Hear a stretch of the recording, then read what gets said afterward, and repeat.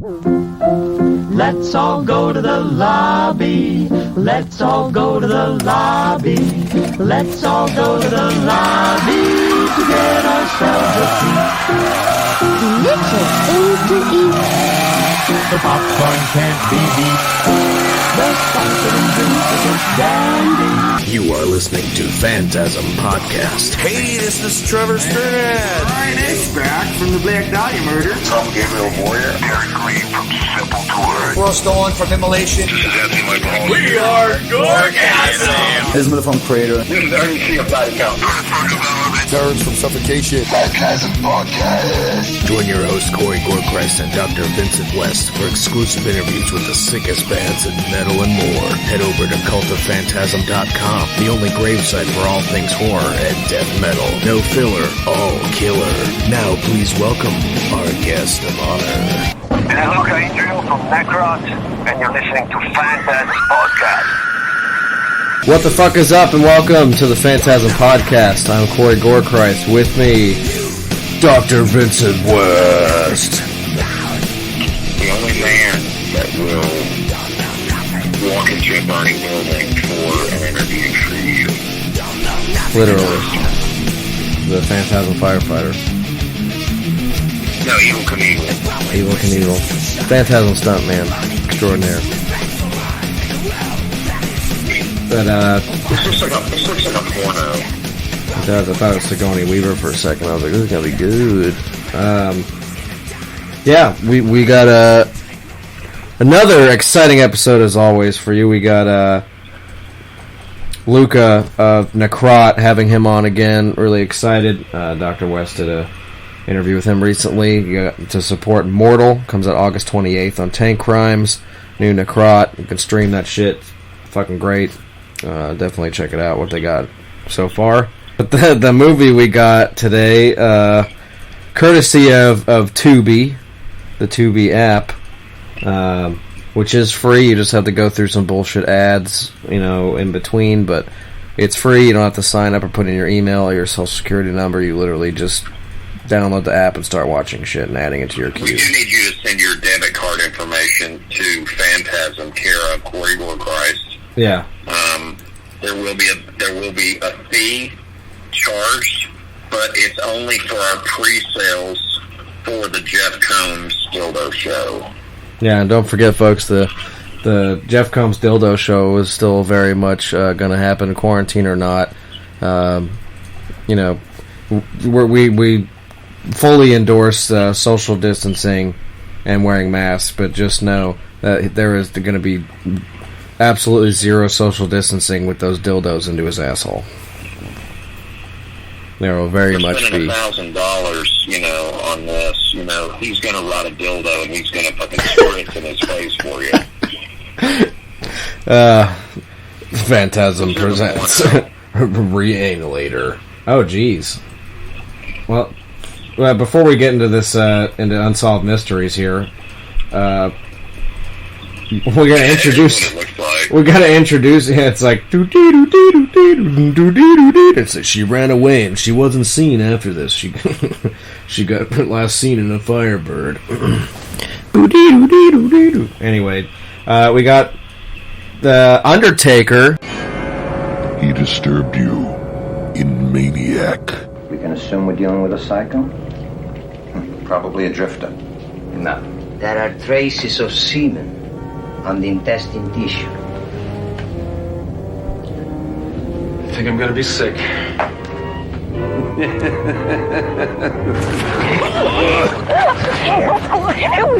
Bunch of hypocrites. Oh, now, Roscoe, why would you say that? Are you kidding, Hazel? Okay.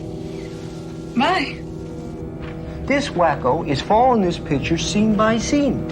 This movie's his M.O. You gonna start using that police jargon again? Are you sure you don't need a ride home? I'm sure. Thank you. Good night, Nancy. Good night.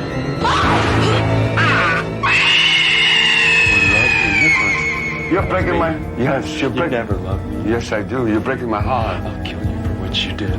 Really? Beyond Maniac. Beyond the first deadly sin. I'm sure you know now I never meant to hurt you. You're always one of my favorites. I just want you to look so beautiful with me and everybody. Look, Pam, do yourself a favor. Don't give these guys any weird ideas. They're already crazy enough. Now he's back in his final motion picture appearance. Oh, Gene, thank you for staying late. I hope I haven't spoiled your plans for the evening. From Code Red Releasing. Business hasn't been good lately. What with all these vitamins that people are taking, and the Surgeon General's warning about smoking. Joe Spinell. And she said you should put his hairpiece on or his friends wouldn't recognize him. The Undertaker. You moron. I guess I'll have to drum up some business.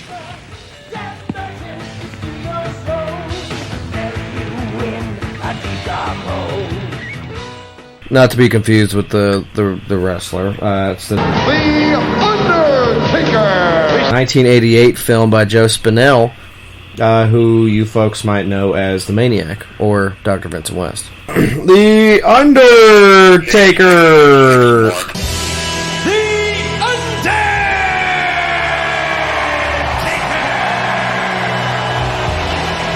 So the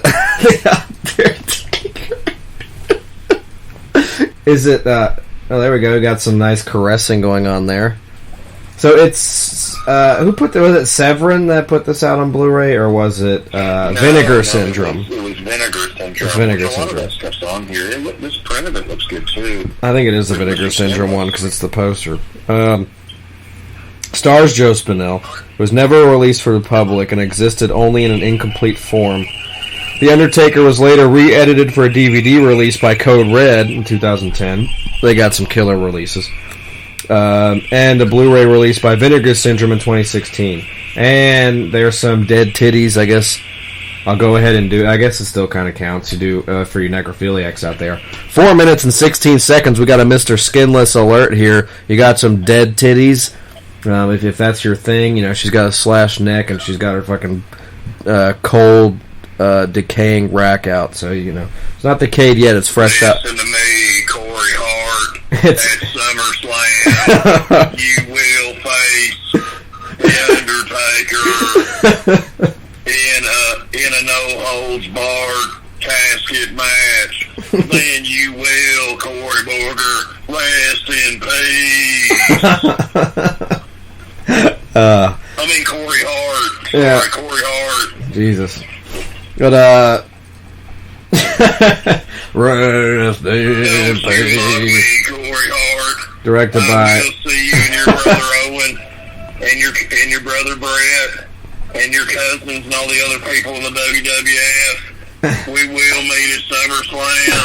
You will rest in peace. Jesus Christ. If I'm not mistaken, I believe the blonde right there is... No, wait, maybe. Hang on. I gotta see your face again. Because if it's her, I'm gonna shit. As a kid, I always liked The Undertaker, but what kind of ruined it was him going, oh, barrel bone, it's like The Undertaker Hillbillies. It's fucking... Oh, Limp Bizkit. No, he just had the southern twang to his one. I would always start laughing when he was evil. I could never stop laughing from it. Okay, so the blonde is not Jennifer Runyon. I thought it was from Ghostbusters, but it's not. I was about to have an attack here. So yeah, the film is considered a cult classic due to in part both to Joe Spinell's involvement and in troubled production. This was Joe Spinell's last film before his premature death in '89. So this was like... I love Joe Spinell. But this movie does have a porno comedy. It does, and that's a porn name too. It's like Joe Spinell's Wild Night Out, and it's like... Let's try to find some good facts about this film production. The film was made on location in Port Chester, New York, at a former colony funeral home on King Street, and was produced by Double Helix Films. Filming was completed in November 1988. The mortician Uncle Roscoe, love that name, or it's Uncle Luca for this episode, attends the community college by day and murders women for his personal use. Oh yeah, there you go. Pantyhose. You got the 88 88 butt. You're about to see another Mr. Skinless alert here, folks. We got some straight up boobage. 7 minutes and 5 seconds. Mr. Skinless strikes again for the second time in this film. We're here for all of your nudie horror movie needs. So, anytime you need a... Phantasm, we educate you, and we also empty your sack. That's right. And we're here for you, and we're here to help you spill your seed. Empty your sack. Yeah, empty your sack. He murders women for personal use. His nephew, Nicky, his Professor Pam, I guess that's who that is, Rebecca Yaron, and her roommate, Mandy, Susan Bockley, begin to suspect Roscoe, unaware that the Undertaker has now taken a special interest in them. Dude, hold on a second. Every time you say Roscoe, it just makes me go, Roscoe Pico Train, here. Okay. It's a Dukes Hazzard thing. Yeah. Which is just fucking hilarious to me. It was so funny with that stupid cop. It's amazing. Let's see. Do some trivia here when she's getting cleaned up in the scene here. Director Frank Avianca, sorry, I'm probably just butchering that name, is actually a pseudonym for the following four people: screenwriter William James Kennedy, cinematographer Richard E. Brooks, and producers Steve Bono and Frank Avianca, all of whom had a hand in directing this film. Clever. Richard Lynch was originally considered to play Roscoe. Moreover, Joe Spinell lobbied hard to secure the lead role of Roscoe in the film. Obviously, he won that one. William James Kennedy wrote the script in only 5 days. We'll see how well that plays out. Oh! Damn, right in the ear. Oh, that's pretty brutal, honestly. That's cringy. Whatever he injected in her, I have no idea. Obviously knocked her the fuck out. God damn. Okay, so we're doing a game tonight. Every time it shows The Undertaker, you will get another clip. Alright. Corey Hart, at Royal Rumble, you will face the wrath of the dead man, and you will rest in peace. That's actually really good. Various crew members play small roles in the movie. The opening scene wasn't in the original script. And then Joe Spinell shot a 10-minute audition tape with his then-girlfriend Linda as the means of persuading the producers to cast him as Roscoe. So he really wanted to play Roscoe. And I guess got the role, so. Very weird.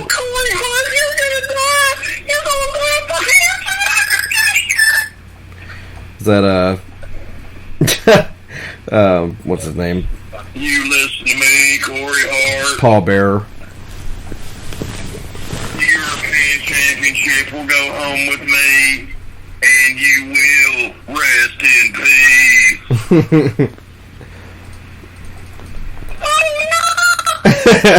Oh, yes!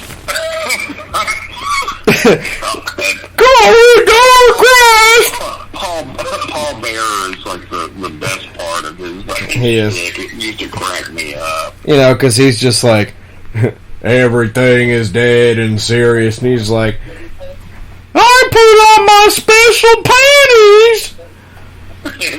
It's amazing. It's bow time!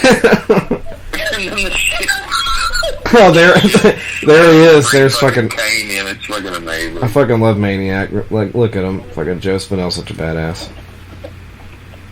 That giant fucker. I just showed him. I gotta do it again. Hold on. That giant fucker. Well, that dude's shoes. What the fuck's he? And you listen to me, Corey Hart, and in your house, you will rest in peace. Oh, yes! I'm telling you, every time it shows him, I'm doing it. That was they just showed the old shitty New York station wagon. I love it. There's nothing in the back there, but like it's just embalming fluid. And he's doing the Maniac thing too. He's just like fucking grooming this dead body to fruit, I guess. And that's the one that he knocked out. This guy's got a little peeping Tom action here. This does look like a porn. It's like, you look like you'd use another person to help you with this body. And then they just like DP this corpse. They trapped this crematory glory hole. He's got a bunch of them in there. He's like, looks like you can use a hand and DP in this fucking corpse. It's like, yeah, it's a little stiff. He's like, I'll be right back. You listen to me, Corey Hart, and Unforgiven in the Hell in a Cell. You will rest in peace.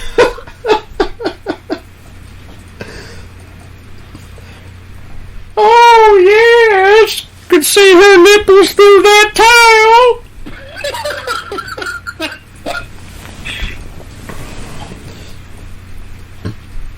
Ladies and gentlemen, we're just happy to have you here tonight on Phantasm. This is legendary announcer Jim Ross. And I just wanted to thank Snickers for sponsoring the Phantasm Podcast Jeffrey Combs Dildo Show. Live on pay-per-view, Sunday, February 25th, 2025. And also Castrol GTX and KFC. What was the other one? Fucking Stridex. Stridex Acne Wipes. That was another big one. It was always like... I've been wearing that mask so much, I've actually had to start investing in some Stridex. I know, you're like hitting... You're like... From 95. You're hitting like COVID puberty. I'm telling you, dude. You're hitting your adolescence over again. Oh, look, necrophilia. It's nice when you see that on a chalkboard. Necrophilia. You got all the guys with the porn stashes like, that's funny. Necrophilia. What is necrophilia? Well. Did you just say ejaculate into the corpse? I think so. Ladies and gentlemen, Chris Barnes.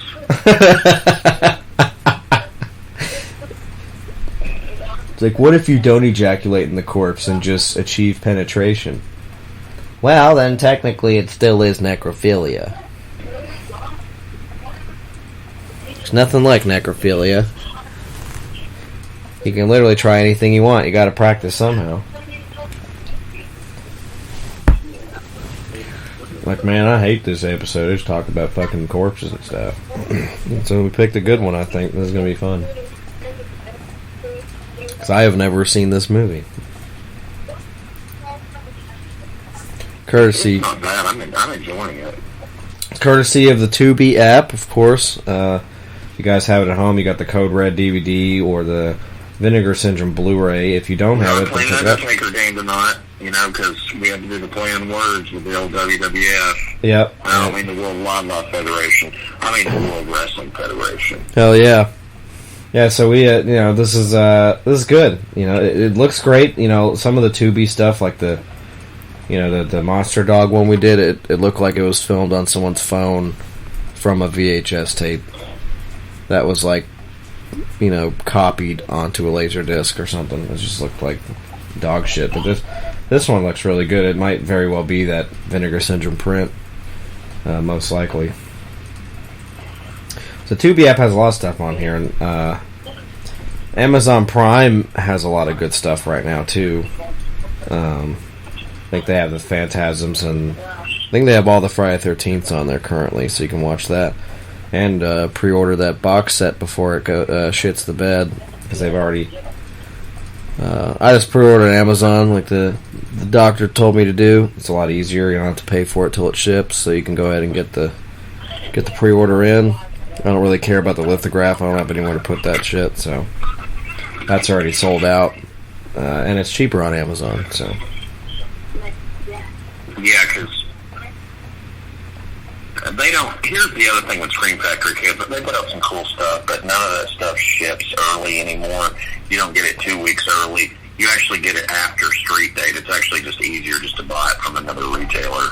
Yeah, especially with all the stuff going on now, you're better off getting it from Amazon, where you will get it in 2 days' time from the date, or maybe even early, whereas, you know, Scream Factory, I doubt they'll ship it early enough to where you'll get it in time, and with all the stuff They're going not on. shipping anything early anymore. Especially with a release like that one that's going to be way over, you know, over-purchased, I think, because it's such a big deal for Scream Factory to get something like that, and this is like the release, besides that tin one that you got, and, it's a really nice release, too, and, it seems like they just put these out every couple of years, every anniversary, they'll put out another one, but the reality is this one is actually a really beefed up, like, probably the best version of it, so, I'm looking forward to it. I like how they all have their own cases. I mean, they're doing it right, so it's going to be nice. It looks like the Halloween packaging to me. But... Yes. You got the sound on. It doesn't have subtitles. I can hear it through the thing. That's bad. I have the sound on? Well, a little bit I can hear it through there. It's just like... Okay, hold on. Let me fix it. I'm fixing it. Because mine doesn't... Some of these films don't offer subtitles. Yep. Let's do it. You listen to me, Corey Hart. You've avoided me over the Intercontinental Championship. I've been drinking bourbon. Sorry about that, Corey Hart. But in no way out, you will rest in peace. It's actually a really good Undertaker impression. Thank you. Oh, yes! Her spaghetti straps are showing her hard nipples! And then you just have Paul Bearer talk about the chick's nipples in this film. It's appropriate. There's a surprise for you, Corey Hart! It's his brother Kane! Let's see if we can dig up some other shit on... I want to see exactly where this is. Port Chester. It's in Westchester County. No, it's borders Connecticut and whatever. That's where it's at. Not bad. Let's see some other stuff. We're at 88. I guess we can cue up the Chuck and go into Altering the Future, if you're ready for it. Are you ready? Hold on one second. Oh, yeah, please do. All right. Altering the Future!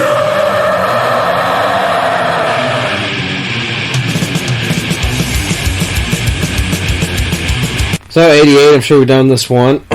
Before we start, we got some sweaty spandex buns over here. That's pretty nice for the doctor there. Yeah, Altering the Future, take you back to 1988.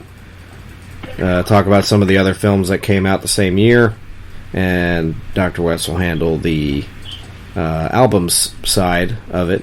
Albums that came out in 1988. That way you get a feel... I will be interrupting Corey with if any time Joe Spinelli is shown in this film. Yes. And there will be Undertaker promos cut during this, so I'm going to make this short and sweet. Try to anyway. I think we might have done this a couple times. Doesn't matter. We'll just run through them. I'm literally just going to do these as fast as possible. Just, essential films or films that I think need to be mentioned here. And if I leave any out, it's just whatever. We got Missing in Action 3. We got Young Guns. That's for the doctor. Got Red Scorpion, Dolph Lundgren. We got Monkey Shines. We got I'm Gonna Get You, Sucka. We got Red Heat. Above the Law, which is Steven Seagal.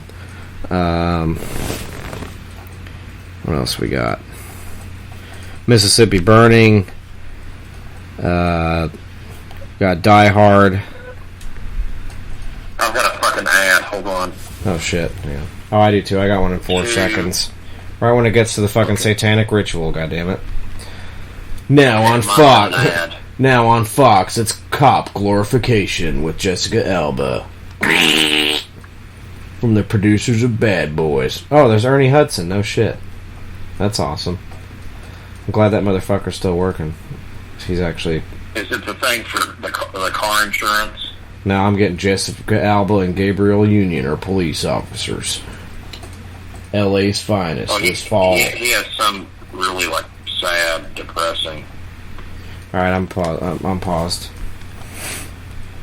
While you're waiting, Michael Jackson, Moonwalker, Hairspray, School Days, Oliver and Company, great Disney movie, Pippi Longstocking, Cocktail, Bull Durham, Mystic Pizza, what else we got? Trying to find some good ones here. Some of these are just fucking awful. Willow. Let me know when the ad's over with. Oh, I'm rolling. Shit. Okay. Well, I see this guy's pacing around on the street. Just started. I mean, I didn't. Okay. The Deadpool. Let's say Coming to America.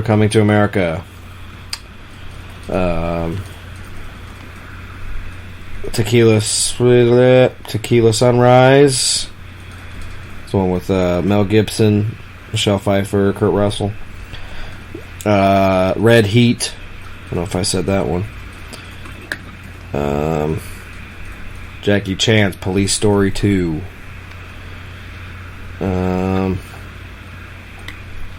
Mac and Me, Land Before Time.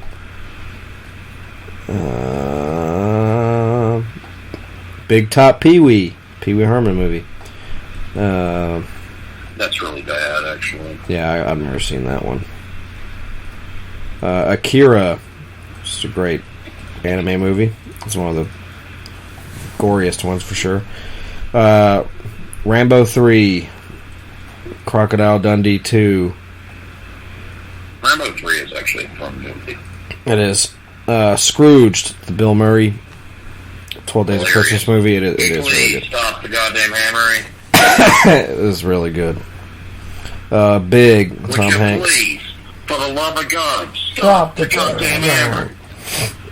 That's great. Would you please stop the goddamn hammering. Big with Tom Hanks. I got My Neighbor Totoro. It's a Studio Ghibli movie. Corey Hart, you have evaded me for the European Championship this summer at King of the Ring. I will remain king, and I will make you rest in peace. We got Beetlejuice. Who Framed Roger Rabbit? Beetlejuice has actually gotten better to me over the years. It has, because I don't really watch it that much, and when I see it, it's just great. It's pretty entertaining. It is. It's awesome. Nice fucking model. It's fucking it's hilarious. Who Framed Roger Rabbit? Alice in Wonderland. That's a different. They've had so many iterations of Alice in Wonderland. That's not the Disney one. It's some other weird one. But it's worth mentioning, I guess. Corey Hart, you listen to me. It's January 22nd, 1995. At the Royal Rumble, you will relinquish your heavyweight title to the Undertaker. Then you will rest in peace. We got Short Circuit 2. We got Heathers. Got The Hulk Returns. It's with Jack Colvin, Lou Ferrigno. Yep. You also got that. It's awful, but it's amazing. You also got that Star Trek movie too, the 11001001. Whatever the fuck that is. The Naked Gun. Scooby-Doo and the Reluctant Werewolf. Bloodsport. Twins. I love that movie. Grave of the Fireflies. That movie's very depressing. Rain Man. Nicolas Cage in Vampire's Kiss. Rain Man was actually renamed. It's actually Wheelchair Fucker Man. Yeah, it's Wheelchair Fucker Man. Got Cocoon, The Return. It's one of Dr. West's favorites. You always mention those awful films. I know. You started this podcast. It's just like, you're like, batteries not included. I'm like, can I kill you? Dirty Rotten Scoundrels, Ernest Saves Christmas. Dirty Rotten Scoundrels is a fantastic film. It is very good. Okay. Caddyshack 2, Moving with Richard Pryor, Arthur 2 on the Rocks with Martin Short, Police Academy 5. Trying to see if there's anything else. Johnny Be Good, The Great Outdoors, and then I'll just get right into the nitty gritty here. Did I say License to Drive? License to Drive. I think I said that. I've been repeating a bunch of these. Okay. That's hilarious. Elvira, Mistress of the Dark. So I'll try to say the horror movies for last. I'm just going to run through them. Elvira, Mistress of the Dark. Friday the 13th, Part 7, The New Blood. Halloween 4, The Return of Michael Myers. Child's Play. Hellbound, Hellraiser 2. Return of the Living Dead Part 2. Sleepaway Camp 2. Unhappy Campers. Phantasm 2. 976 Evil. The Serpent and the Rainbow. Night of the Demons. Waxwork. Ghoulies 2. Poltergeist 3. Slugs. Slime City. The Brain. Necromancer. The Lair of the White Worm. Dead Heat. The Unholy. Destroyer. Pulse. Brain Damage. Grotesque, which we did recently. Nightmare on Elm Street 4, The Dream Master, Ghost House, The Blob, which is the first thing we ever did on this podcast. This was the Blobcast, I think that's what you called it. Yep. Zombie 3, which is the Fulci film. Or that he hated. Yeah, that he hated. There was like a million directors on that movie. Killer Clowns from Outer Space, Critters 2, Maniac Cop, another one of Dr. West's favorites, The Nest, Dead Ringers. I don't think so. Dead Ringers. Dead Ringer I like. Edge of the Axe. And the last movie I'm going to mention on this list is They Live. And that concludes the films of 1988 for Altering the Future. And now, we got another dead titty. Uganda County War Memorial in Syracuse, New York on May 14th in your house. Corey Hart, you will surrender the European title to me. When I'm done with you, Corey Hart, and Bret Hart in the fatal three-way, you will rest in peace.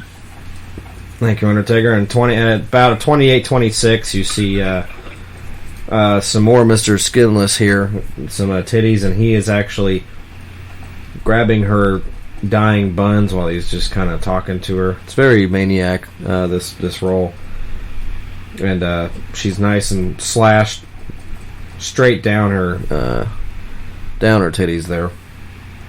So I don't know if you're into that, and if you are, don't just kind of go about your ways. I guess maybe get some mental help. But 28-26, there's more Mr. Skinless with some titties, but there is some carnage involved in the titties. It's not just a fun little rack unveiling. It's a death scene, so just heads up on that one. But it's tits. So there you go. Mr. Skinless is always here for you. And we here at Phantasm want you to empty your sack. In your house, good friends, better enemies. In Omaha Civic Center, in Omaha, Nebraska. You will surrender the European title to me. If you lose to me, you will face your own brother, Brett, in a Hell in a Cell. And in your house, beware of the dog. At the Florence Civic Center in Florence, South Carolina. And you will rest in peace. Okay. It's funny because I'm actually having a lot of fun with this.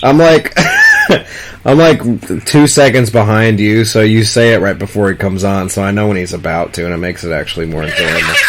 It's like, Corey Hart, and then, you know, which is funny, because every time you say Corey Hart, I'm just like, I wear my sunglasses. That's all I can think of, but it's funny. Corey Hart, and in your house, international incident at General Motors Place in Vancouver, British Columbia, Canada. You will surrender the Intercontinental Championship to me, the Undertaker, in a buried alive match. And you will rest in peace. God. And the special guest referee is his brother Kane! It's fucking good. But yeah, I don't know, you know, he's got this, I don't know what he's doing, he's just killing all these women and, you know, I guess this guy already knows, there he goes. He got manhandled. It's hard to know, because I really don't know what's going on, other than he's just killing women. I don't know if this guy figured it out. He's trying to scalpel him in the fucking nads, I guess, but see what some audio is doing right here. Is he stabbing him? Some good music there. Some good scoring. And coming up next, a special guest is going to be talking about his match coming up and in your house against Corey Hart. Oh, damn, there's Corey Hart, you son of a bitch. This is Stone Cold Steve Austin. And in your house, buried alive, you're not just facing the Undertaker. You're going to face me at the Market Square Arena in Indianapolis, Indiana. You son of a bitch. You're going to find out why 316 I kicked Corey Hart's ass. Not a very good Stone Cold, but I tried. I can do a pretty good Stone Cold, I think. Well, hold on, I'm not done yet. Corey Hart, and in your house, buried alive. This old Stone fuck. Cold Steve Austin is going to lay a finger on you Oh, at God. the Market Square Arena in Indianapolis, Indiana, until he faces me. We will face all three of each other in a three-way Hell in the Cell for the European Championship. The European Championship is a belt that should have never been getting rid of by Triple H and his bullshit proxy. The Undertaker will bring it back as I take it and put it around my waist as I steal it from you, Corey Hart. You will rest in peace. That fucking old jogger dude just like fell into like a blood pile. It's pretty awesome. Dude, the fact that they don't use the European Championship just makes me hate it, you know? That was my favorite. So I just watch NXT. That was my favorite championship growing up. It really was. It's beautiful. Beautiful. I had the belt. It's beautiful and like so many. It was a very, very prestigious belt. Like when people won that, it was like the shit. I think the first European champion, if I'm not mistaken, was Shawn Michaels. I think that sounds right. either that or it was the last one he won to become a Grand Slam champion. I don't remember. I don't know. I'm a little rusty on the wrestling knowledge. It's been a long time, but you know, here we are. That dude looks like Barney from Napalm Death in this scene. I don't know what he's talking about, but get some dialogue here. See what the fuck they're talking about, because I don't know. Probably a drifter. No, because a drifter wouldn't stay long. You know, he's too Well, these are all heavy New Yorker assholes right here. No, he's not a drifter. How about a college kid? He's never had any trouble with it before. They can't even drink here. This town's dry. This town's dry. Go ahead of ourselves. Let's see what the client has to say. I got the paperwork all prepared. It's dry because Stone Cold Steve Austin came and drank a pile of beer after giving you some Stone Cold Stunners. Oh, you're gonna start using that police jargon again. If you want to be a cop, you should have taken the test. Yeah, look, Louise, you think just because I'm a security guard it means I can't solve a crime? That I can't make arrests? This movie's great. Think I can't make it? I didn't pass the academy. That I can't make a race?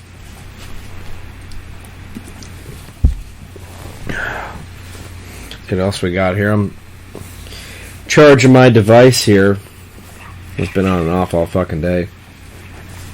I will say one thing. What was I looking at a minute ago? You're not going to say anything. You will listen to The Undertaker. You listen to me, Corey Hart. Even with your tag team partner, Glenn Jacobs, you will not beat me at In Your House Mind Games for the WWE Heavyweight Championship of the World at Core State Center in Philadelphia, Pennsylvania. At Mind Games In Your House, you will surrender the heavyweight title to me, and you will rest in peace, Corey Hart. Rest in peace. There you go. It says, we are excited to announce our new Seven Dust record, Blood and Stone. It's out October 23rd. Thought you should know that. What? It said October 23rd, Blood and Stone by Seven Dust is coming out, so just so you know. What the hell? Yeah, it's can't That's wait. the most random thing you've ever said on this podcast. It's also offensive. We're probably going to have you I can't wait. censored for that. I can't wait that it's until it comes out. Oh, I got to add, by the way, it's Fox Nation celebrating America. All right, it's back already, so I don't even. Kids, I will get to the music, but I'm having a lot of fun pretending I'm the Undertaker tonight, so just bear with me. Yeah, you're good. But yeah, just for your birthday, I'll pre-order that Seven Dust album for you if you want it. You listen to me, Corey Hart. At In Your House Final Four at the UTC Arena in Chattanooga, Tennessee. I will face your best friend since you're injured for the European Championship. Doug the Giant Dobbs will face me in a Hell in a Cell match for the European Championship. And Doug the Dobbs, Doug the Dobbs. It's funny because this part he's on the phone, so he's like on the phone being like, Doug the Dobbs will rest in peace.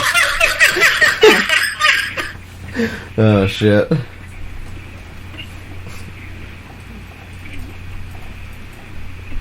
the fuck's she doing? I'm just gonna lazily walk up to this house. All I have to say is that In Your House, Revenge of the Taker, that's me. I will face in an Elimination Chamber match at Blue Cross Arena in Rochester, New York. I will face Doug, the Big Show Dobbs. And Corey Hart, you can have your little tag team partner. I will have my brother, Glenn Jacobs, mayor of Tennessee, in my corner. And we will face you for the WWF World Heavyweight Championship. And when I leave, I will have beaten both Corey Hart and Doug the Big Show Dobbs to a pulp. And we'll race, finally, the dead man will raise his heavyweight championship again in Blue Cross Arena in Rochester, New York.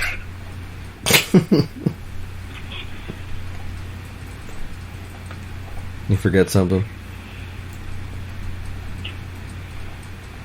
Rest in peace. Yeah, rest in peace. Yeah, that fucking burger looks like an actual fucking cow patty. It doesn't even look real. It looks like they got like a gag burger from Spencer's Gifts and fucking threw it in there. It probably is. Like this film's so low budget. Yeah, this show is so fucking this movie so low budget that they actually have like a fake hamburger. You listen to me, Corey Bulldog. You can go by put it in your house. Cold day in hell in Richmond Coliseum, Richmond, Virginia.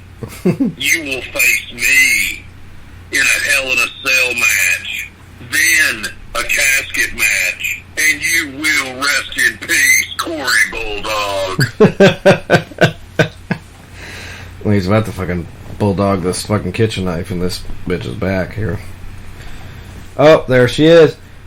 Oh, she's just about to light the stove with her fucking dog toy burger. Not this time. Damn. I think you just fucking smothered her in it. That's raunchy. Oh, damn. That is fucking nice. Jesus. Threw her into her own fucking cow patty, her own dog toy burger. Burned her face after he stabbed her. This isn't bad, man. This is some pretty primo stuff. I love the Joe Spinell. The old maniac is doing it big in this movie. Sorry, Hey, we're doing the music real quick, kids. This is going to be fairly quick. Obviously, death metal. We are back to altering the future. Thing, but Back to altering. I'm going to run through this real quick. I want to shout out to Jeff Thorpe from Vicious Rumors. Great guy. That interview will bear the light of day someday on God Bless Heathens, but we never know when and where. We might just Dictator was an album that came out in 1988. It was really cool. Might just throw it up in this one. Nicaragua from Sacred Reich. Love it. Love this podcast, but I still like him. Real quick, we got a Mr. Skinless interruption at 41:47. We got some shower titties going on, and she's about to die too. So get your wackies on quick, because it's coming. And yeah, Mr. Skinless. It's number 3 or 4 in this film. It's been a lot of it. So good old wet shower titties. Them from King Diamond, Death Leprosy. So there's one death metal album. So good. Chuck was really awesome. Let's see here what we got.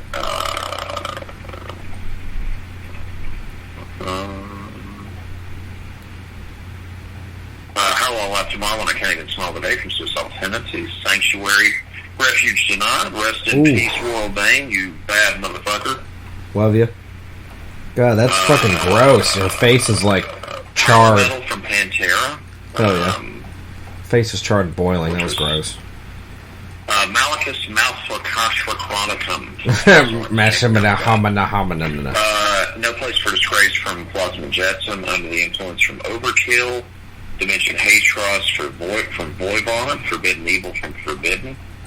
Another classic Bay Area band. It is. Vicious Rumors. Forbidden is another unsung heroes of that scene. Absolutely. Blood, Fire, and Death from Battery. Frolic Through the Park from Death Angel, their best album. State of Euphoria, the best album from Anthrax. Oh, yeah. So Far So Good, So What. Not anywhere close to my favorite, but they were still good then. He was still doing heroin and cocaine. He was a Democrat, so yeah, it was great. We'll give him that album. Speed metal. The New Order from Testament. Shout out to Eric Peterson. Four of a Kind, my favorite album from DRI. Oh, it's good. Punishment for Decadence. Classic Corner. And just a great album. Survive from Nuclear Assault. Always was my favorite Nuclear Assault album. Love it. Eternal Nightmare from Violence. And then South of Heaven from Slayer. And that is the music albums of 1988. I have to get back to the pay-per-views.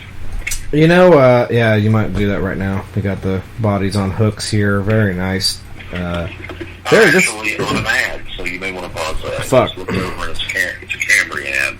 Well, I will say to break on this movie a second, it is very much Joe Spinell. Like, he sells the role as just, a maniac collector killer. As a maniac, he collects scalps on mannequins and talks to him. He's fucking nuts. This movie's nowhere near as effective, in my opinion, as Maniac. No.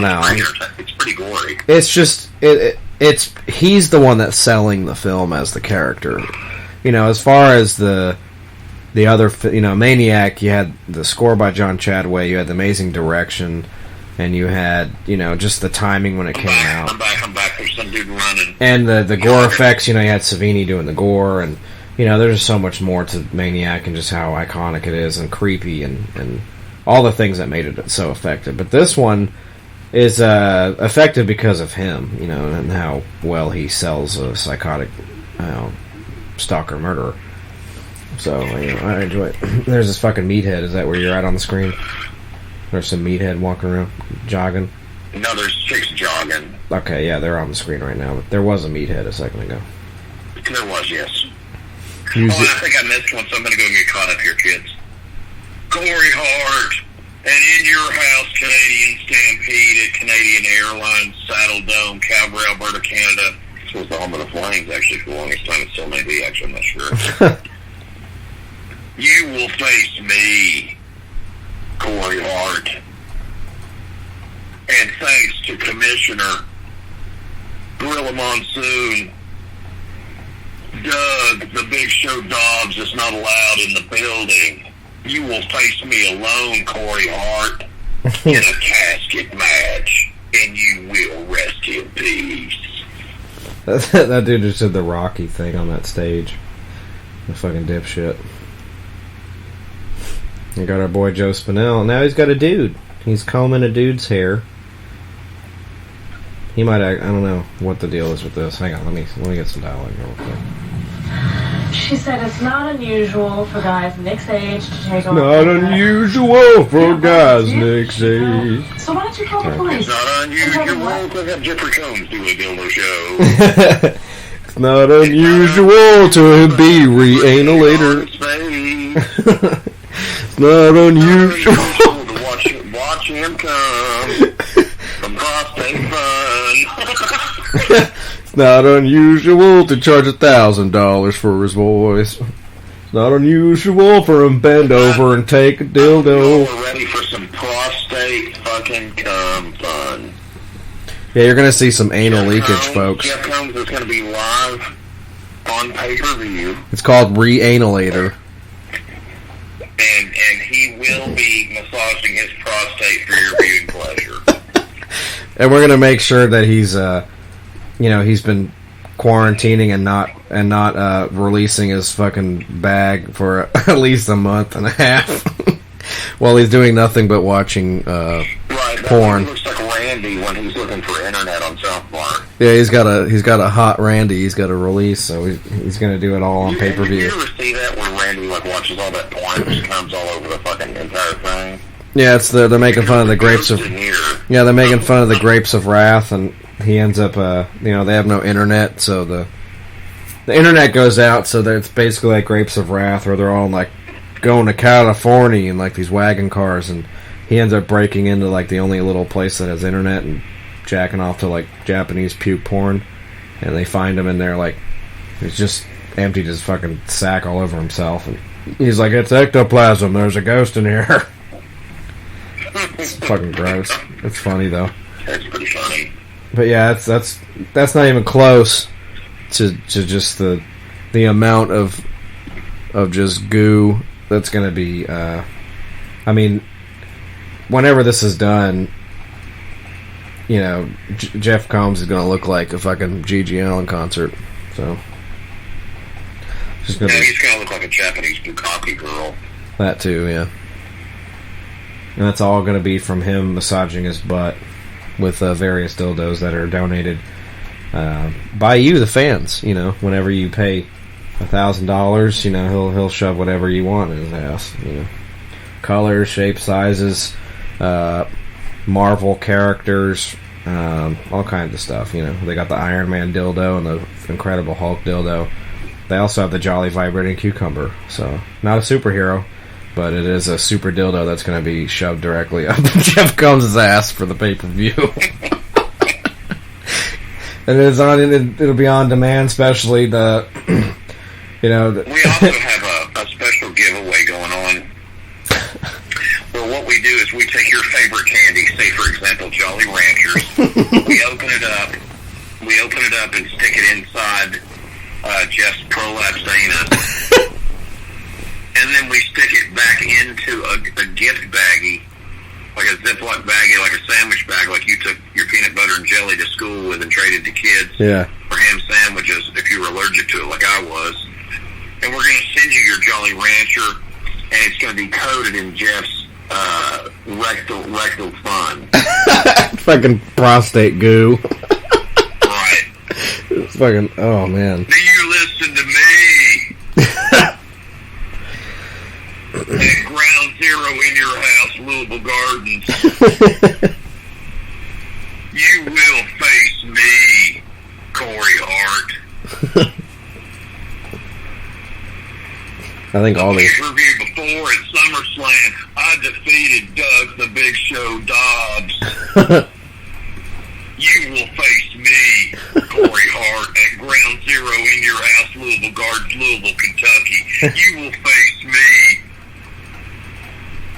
in a casket match.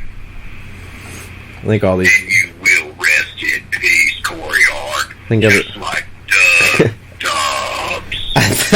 I think everybody in this scene is going to be in a casket match here. Figured I would need to take a piss real fast. Interrupt this broadcast.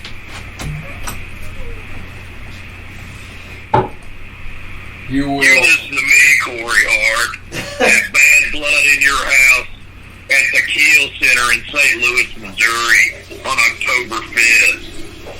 You're going to face me one-on-one. Last man standing, Corey Hart.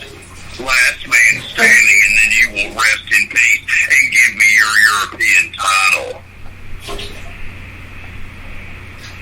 Oh, yeah! Having a little too much fun with that tonight, guys. Sorry about that. It's kind of annoying at this point. Stop. But I'll probably have to do it again because I feel like it's like a drinking game. Like I have to keep doing it. I think it's pretty damn funny. But just before you think you're out of that buried alive man's Corey Hart, his brother Kane's gonna come out from the grave and take your title back!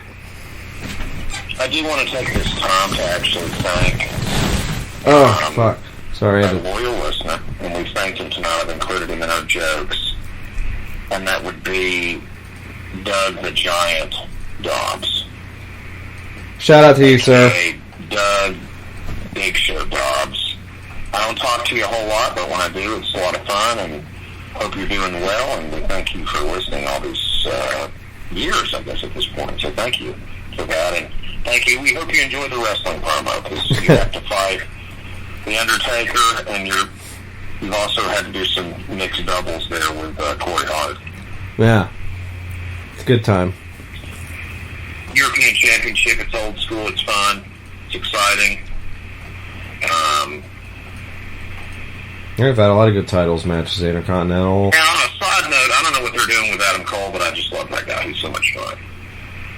He is. Let's see here.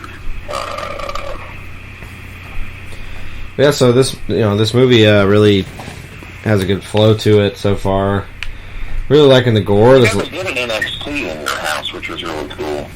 Yeah, they did recently. They had like the set and everything. It was actually a lot of fun. I hope they keep doing that shit. That shit's awesome. I think they will. They'll bring stuff back. It was good for the quarantine thing to kind of, explore with different things like that. It was funny because it was Hunter and Sean and fucking Road Dogg on there fucking running the thing. It was, I'll laugh my balls off. Nice. I don't have the network, but I watch it illegally. Thank you. Ooh. Well, now they're in an old movie theater.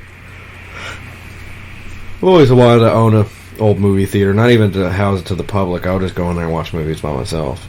Just screen whatever I want. His truck had his own private movie theater. That's what I would do. I don't even mean in my house. Like I would actually have a private movie theater, but like it's an actual movie theater, but I wouldn't let anyone else in. There's is this? I wish they would open that theater up. They would remake that theater, and I was like, oh yeah, it is. It's just me in there. No one else can come in. They think it's abandoned. But it's just me watching fucking movies by myself, or whoever I want to invite.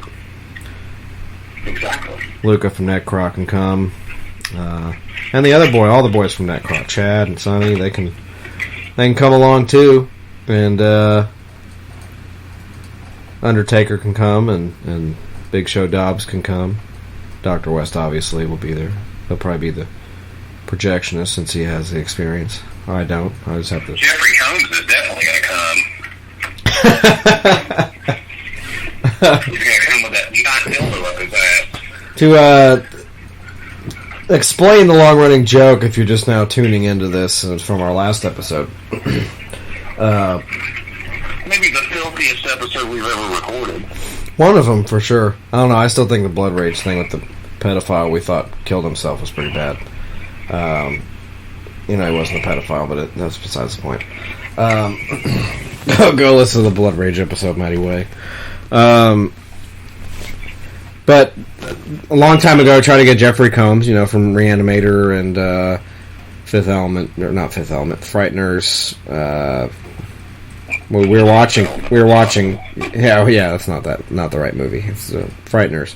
I was thinking of Gary Oldman's character reminds me of fucking Jeffrey Combs' character in The Frighteners for some reason. They're kind of like the same level of weird, if that makes any sense. But anyway, since we're watching Castle Freak, is he rubbing a gun on his fucking penis? What must be the different parts of this film? Because what I just saw was fucking vulgar. Oh, Jesus. Eyeball gore. God damn. Right before 56 minutes. And then you get the nice Joe Spinell smile there. Which is a shit-eating grin. God damn, that was awful. Whew! Got some meat hook action now. Beautiful, beautiful, beautiful eyeball. There's some good gore in this film. Very, very violent. I almost feel like this is kind of him going back to the Maniac stuff. It is. It really is. He's got his little collection here, and he's just nuts, and I love it. It's good stuff. A lot of fun. Not technically, it is a slasher. It's a Joe Spinell slasher film. Not a lot in between it either. It's like every other scene he's fucking killing somebody. I love it. Good pace. It's fucking running there, son. Oh no, so I got an ad in 7 seconds talking about the pace, and it's like, sorry, you're gonna have to explaining the Jeff Combs thing. Right. So we were watching for Sean from Ingested. You can check out yes, please. You're watching Thursday Night Baseball on Fox, where the Mets give up fucking 8 runs in the bottom of the 8th. Thanks for showing me this. I don't know why there's Fox ads all of a sudden on here. I guess because I fucking rip their games on the internet, so I can suck my balls. Alright, ad complete. 3, 2, okay. You can press it now. So yeah, Jeff Combs. We were watching Castle Freak, the episode before this. If you haven't checked it out, please do. It's got an interview. The doctor interviews Sean of Ingested. They got their new album coming out as well. Only Where Gods May Tread, and that's on Unique Leader. And that comes out in August as well. I believe the August 14th or 15th. So definitely check that out as well. Shout out to the Ingested guys. So Jeffrey Combs is in the Castle Freak movie, Full Moon Pictures movie. And it ends up being just a really weird movie. By the way, we got Mr. Skinless here at 57:47. You got some more rackage going on. There's a lot of titties in this movie. So there's about to be some more titties from a second set of titties here, possibly. But she's got to answer the phone first. Very typical. This one's talking on the phone while she's getting her fucking nipples ate like it's Baskin Robbins. But anyway, so we got a long time ago. I'd asked Jeffrey Combs to come on this podcast. It was like the year that we started, I think. And I got a hold of the agent guy, and he told me that it would be $1,000 for him to do a 2-hour interview, which I didn't ask for a 2-hour interview. I asked for, just like maybe 30 minutes or whatever. And he was like, well, how much do you think is a fair price for his time? And I was like, well, we don't pay for interviews, so, that goes against what we do on this podcast, so you can just have that there. Yeah. Enjoy. So, yeah, that was the end of that. So, in the middle of me reading the actual email exchanges, Dr. West came up with the the wonderful Phantasm Presents Jeffrey Combs Dildo Show, which will be on pay-per-view coming this October. So, yeah, I'm going to be a thought, because if we're going to rent him for $1,000, he's going to be prolapsing his anus with a bunch of dildos. So, he's going to be sitting on Pepsi cans. I mean, it's a Prolapse Gate pay-per-view extravaganza. Yeah, it's going to look like a turned-out fucking sock. A turned-out pink sock. And he did it all for you. He's reanimating his sack into his face. And, it's a little much for some people. We've got some random fans, like Wheelchair Fucker, that are going to take his filthy socks off and lick his feet while he's dildoing himself. We've also got another guy that works for us. His name is Colby East. Yeah, and he's going to be urinating on patrons. So we're still trying to keep it safe. We're still trying to keep it safe and everything, but he's actually going to, like, a McDonald's arch, like, pee on people from, like, 6 feet away. Right. Like, His urine's going to be clean because he's going to be drinking nothing but gallons and gallons of water.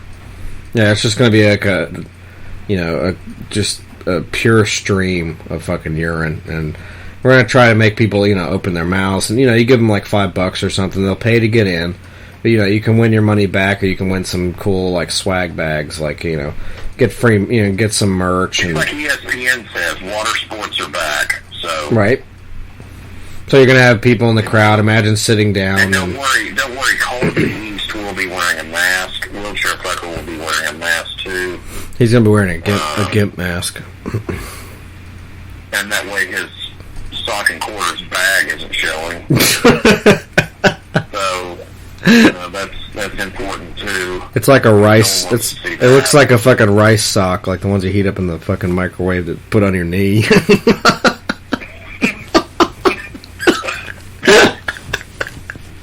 Just a fucking rice sock bag. The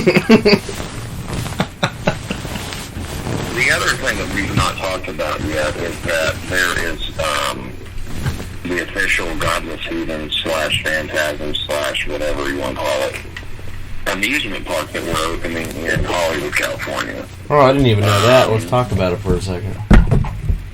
What's that? So I didn't even know about that. Let's talk about it.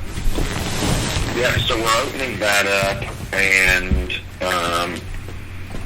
I've got a friend of ours running a situation for us. It's Colby East, and basically what it is you can go in.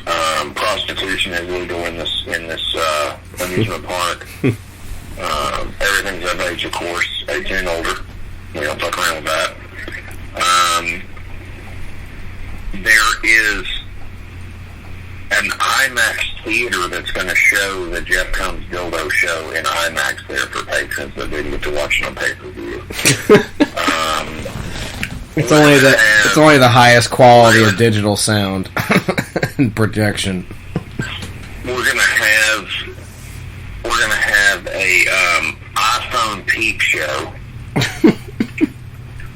and what that is that it's kind of complicated, but basically what it is the iPhone peep show is you give us your iPhone, we keep it, and then you get into the peep show. So it has to be the newest model of iPhone, and we ask that you please wipe those clean for us before we get them. That way none of your personal information, anything like that on there. And then we'll have, very special guests, of course, in the peep show for you to look at. Whatever you're interested in, it's all there. We've got a gathering area in there. Of course, we do enforce social distancing, so you need to be at least 20 feet apart from everyone. And what you do is it's like a gathering hall, but you have to stay 20 feet apart. It's kind of like a big gymnasium area, the size of it. And all you can do is text the person, so you're not allowed to actually talk to them. It's kind of dumb, but it was created by Richard Tucker, so I don't really understand it. It's for people that live on their phone. But, you know, I like to think of myself kind of like Walt Disney, so it's kind of, if Dr. West had his own amusement park, so it's going to be kind of interesting. We're also going to... It's privately funded. There's got other cool stuff that's going to be in there as well, but I'll tell you more about it on the next episode. There's not a whole lot to talk about yet. We're also going to have it. It's very special. It's the Derek Roddy Drag Show. Now, I wasn't going to let the cat out of the bag on that, so... Oh, there's going to be a cat out of the bag. There's also going to be a dick and bag out of the bag. Roddy is actually... He's also a farmer. You know, he's a death metal drummer. He's also a farmer. But what he really likes to do, and a lot of people don't know this, you know, he's a snake handler. Yeah, so he's gonna be in drag as Salma Hayek from Dusk Till Dawn and do the snake dance. He does that, and then with his big fake Latin titties. Another thing that he does that's quite entertaining is he opens the head of his pee hole, and then he drains like cobra and deadly like snake venoms into it, and then he fucking urinates it into your face. It's like while he's dressed as Selma Hayek from Dusk Till Dawn. And then another thing, and I mean, you've already kind of let the cat out of the bag, so I'm going to go ahead and just let everybody in on this. So this one's called From Spunk Till Dawn. I'm very excited about this, and it's in the same exhibit. It's what it looks like is kind of like a... It's kind of like a Sarlacc pit. Yeah. From Return of the Jedi. It's kind of what it looks like. And then when you get up a little bit closer on it, because you can stick your hand in there and kind of move around and stuff. But what you're actually doing is you're actually fisting Tom Savini. So, you know, you have the Wide World of Sports at Disney World. We've got the Wild World of Tom Savini's anus. And you can feel around in his old man asshole. And, you know, the Godfather of Gore, you know, you could actually explore his hole. And that's a limited time engagement. And, you know, he may come on you. He may shit on you when you're doing it. I'm not really sure what exactly will happen. And we've got it right now. We technically don't have the licensing to technically have Tom Savini there. So Colby East will be the one you're technically fisting, but he's going to be dressed up as Tom Savini. And then remember, if you want to catch those dildo shows, you got to go to the Epcot Center. Yep, you've got to go over to the fucking the Sperminator exhibit. Yeah, which is what we're calling it. The reanimated Sperminator, and you just go in there, and that actually is Jeff Combs. We've actually, because we did what we were supposed to do. We gave him $1,000.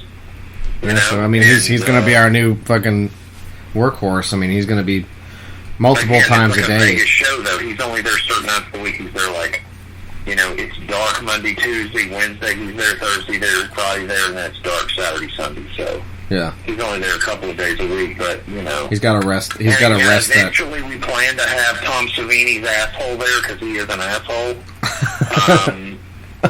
but initially it's going to be Colby East that you're actually fisting. But we will have him dressed as Tom Savini with like a 80s feather cut and a mustache. So.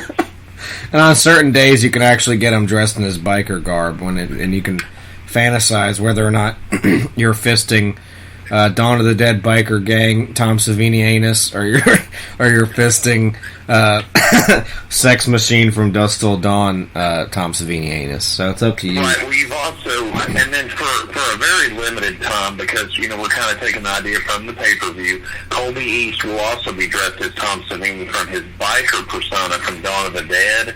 Yeah. And he's going to just piss all over your face. He's in assless denim chaps and his leather garb, and he will fucking piss on you as Tom Savini. And believe you me, if we had the real Tom Savini there, he'll piss on you too. He doesn't like people. He really will. Fans. He'll also piss on your Blu-ray if you have him sign it for $50. He'll pee on it for free. That too, he will. He'll urinate on it. And anyway, we'll have Colby East handling that stuff, and then that's pretty much it as far as the part goes. Some other stuff we're working on. My favorite thing that we were working on right now, and this is a work in progress, but it's like a roller coaster, and then the very end of it, you go down into what would appear to be water, but it's actually semen, and what we've got is up above the thing, and you're going to see it as you hit the semen waterfall. It's actually where we literally have Jeff Combs chained up, and he's constantly have his anus just plunged so much that his prostate just empties every bit of semen he can into this pool, and that's actually what you're landing is you're landing in the scrotum release. Scrotal release. From Jeff's overworked 70-year-old anus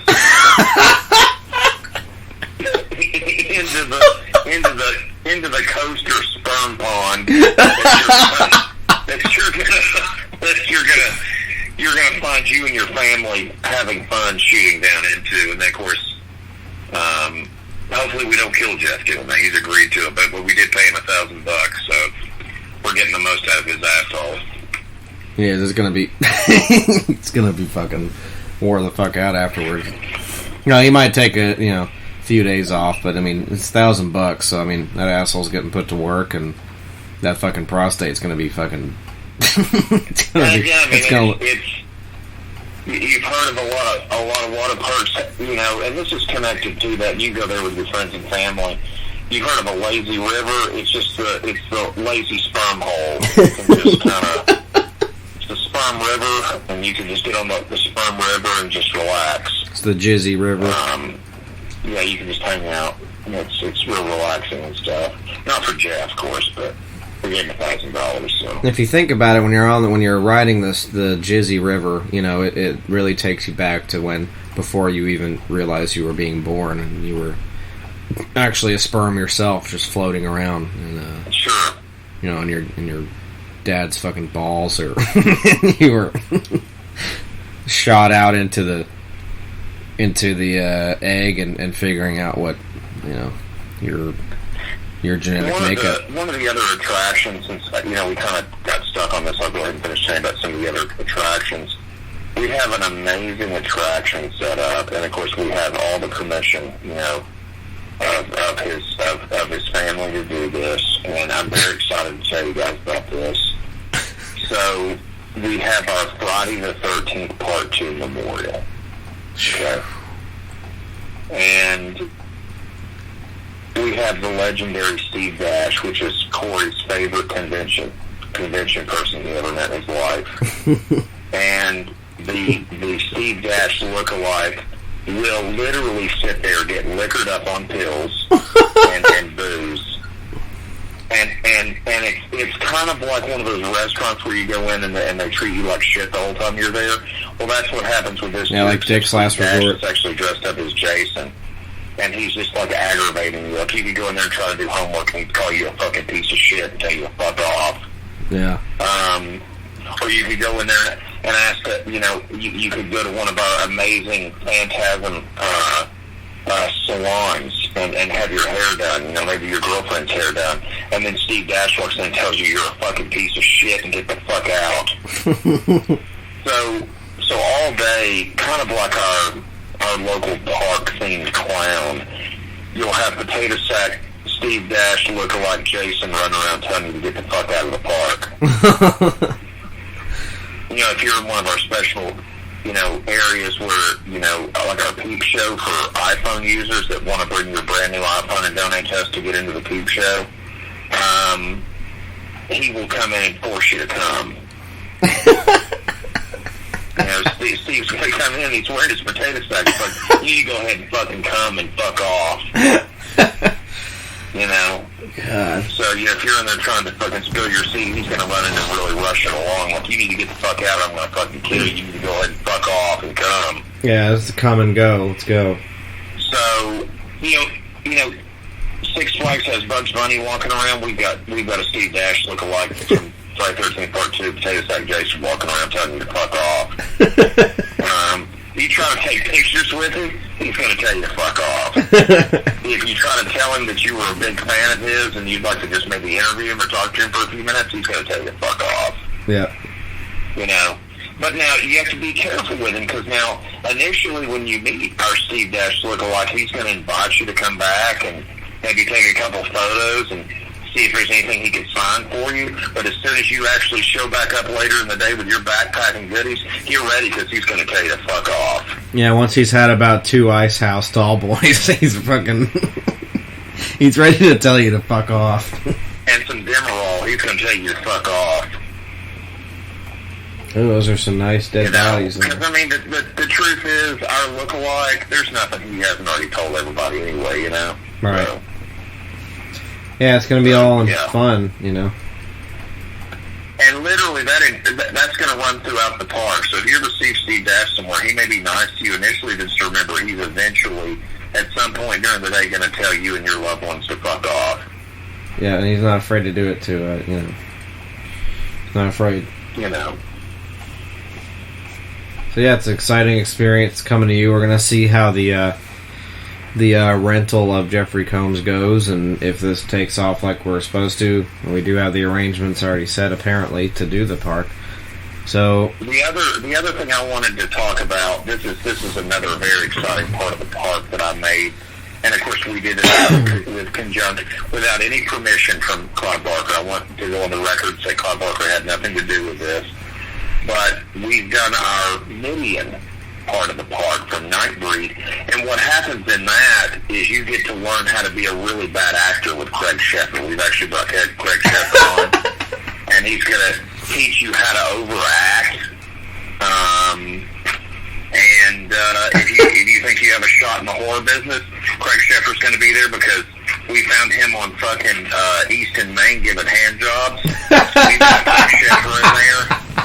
And Craig's going to teach you any kind of acting skill you might want. If you think you got what it takes to be in a Netflix B movie, maybe you do.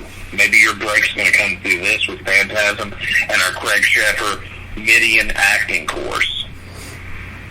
Also, if you don't think you can make it to Netflix... Like I said, we've helped him out because he was living on a park bench giving hand jobs, and now he's actually going to be teaching acting stuff at our Phantasm acting school, and our completely without any permission Midian recreation, where he's going to teach you the different rules of the Labyrinth and Midian and Nightbreed and that awful film, and tell you any kind of thing you might want to know about that film, and how you can also overact and get put in a B film that becomes idolized by lots of hipsters. And it's completely part of the experience. Like, you don't have to pay extra for that. Now, I will say this. Craig does need fucking money to live on. He wants a fucking BK Whopper meal on the way home. He's going to probably want a little bit of cash for that hand job. So if he jacks you off, just accept it, And, the cool thing is, we've actually... $5 so he can get a fucking BK Whopper meal deal on the way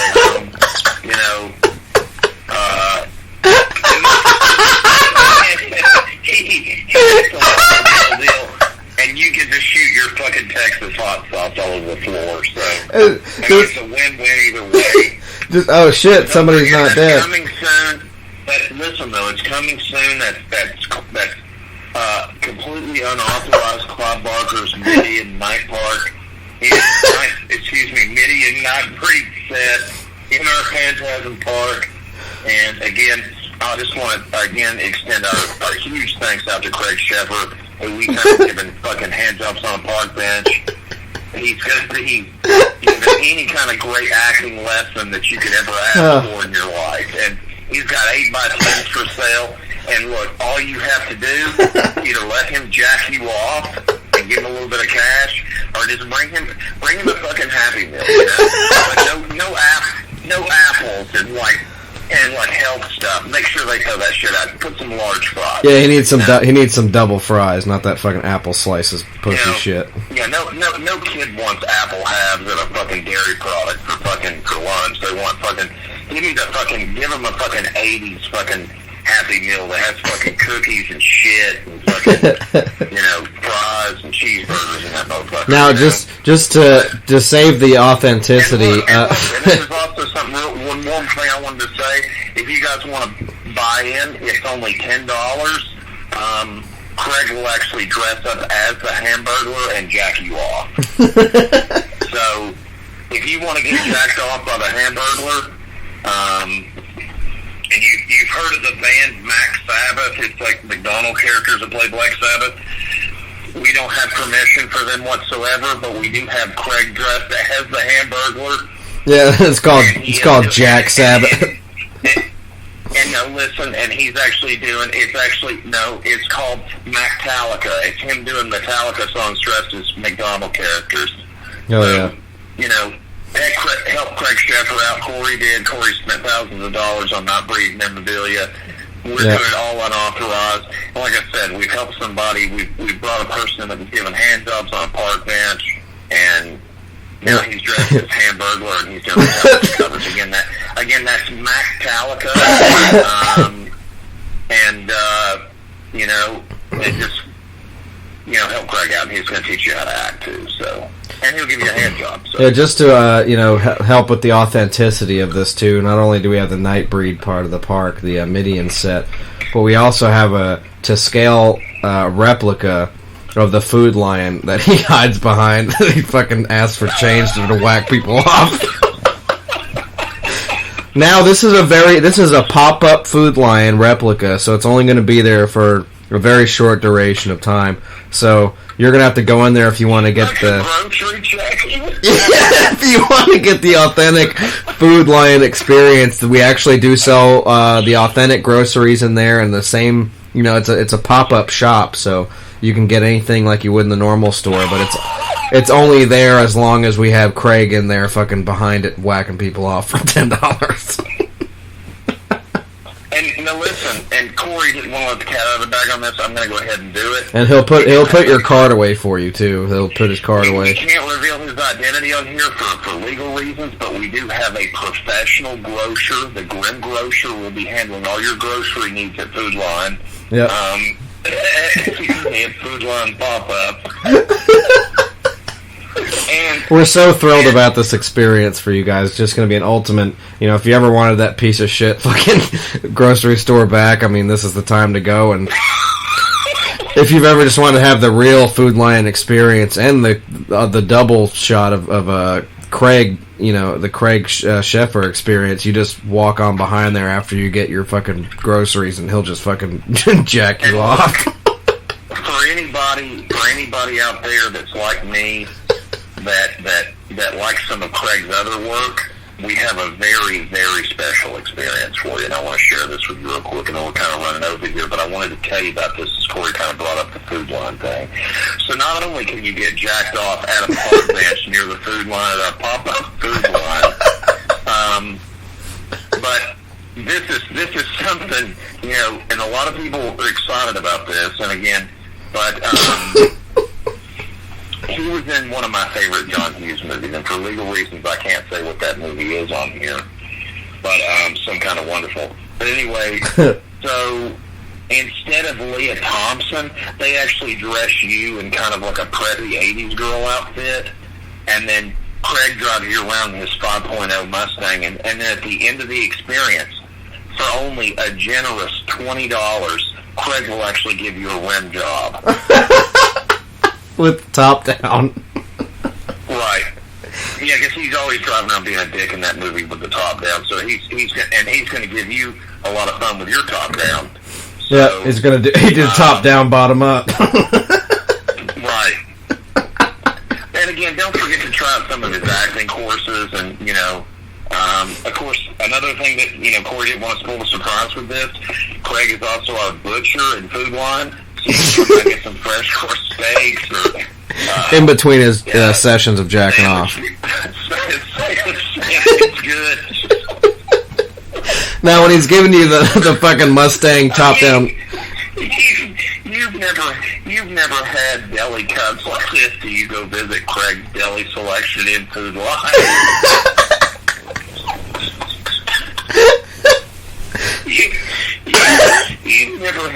You've never seen party trays like this in your fucking life. He knows how to do hors d'oeuvres. Yeah. And this is all part of our media experience.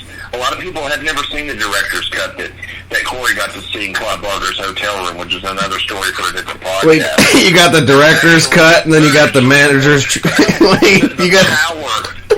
All of the evil that generated Food Medium was from the Food Line, which was actually, and this is another surprise. We didn't want to tell you this, but the guys had such an amazing directorial debut. I just want to go ahead and just let this out too. David Cronenberg is our manager of Food Line.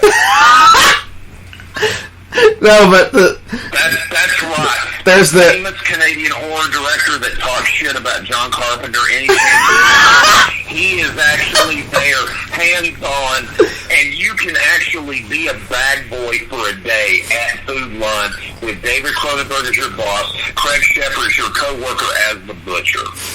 Yeah, there's the director's cut, and then there's the fucking manager's choice.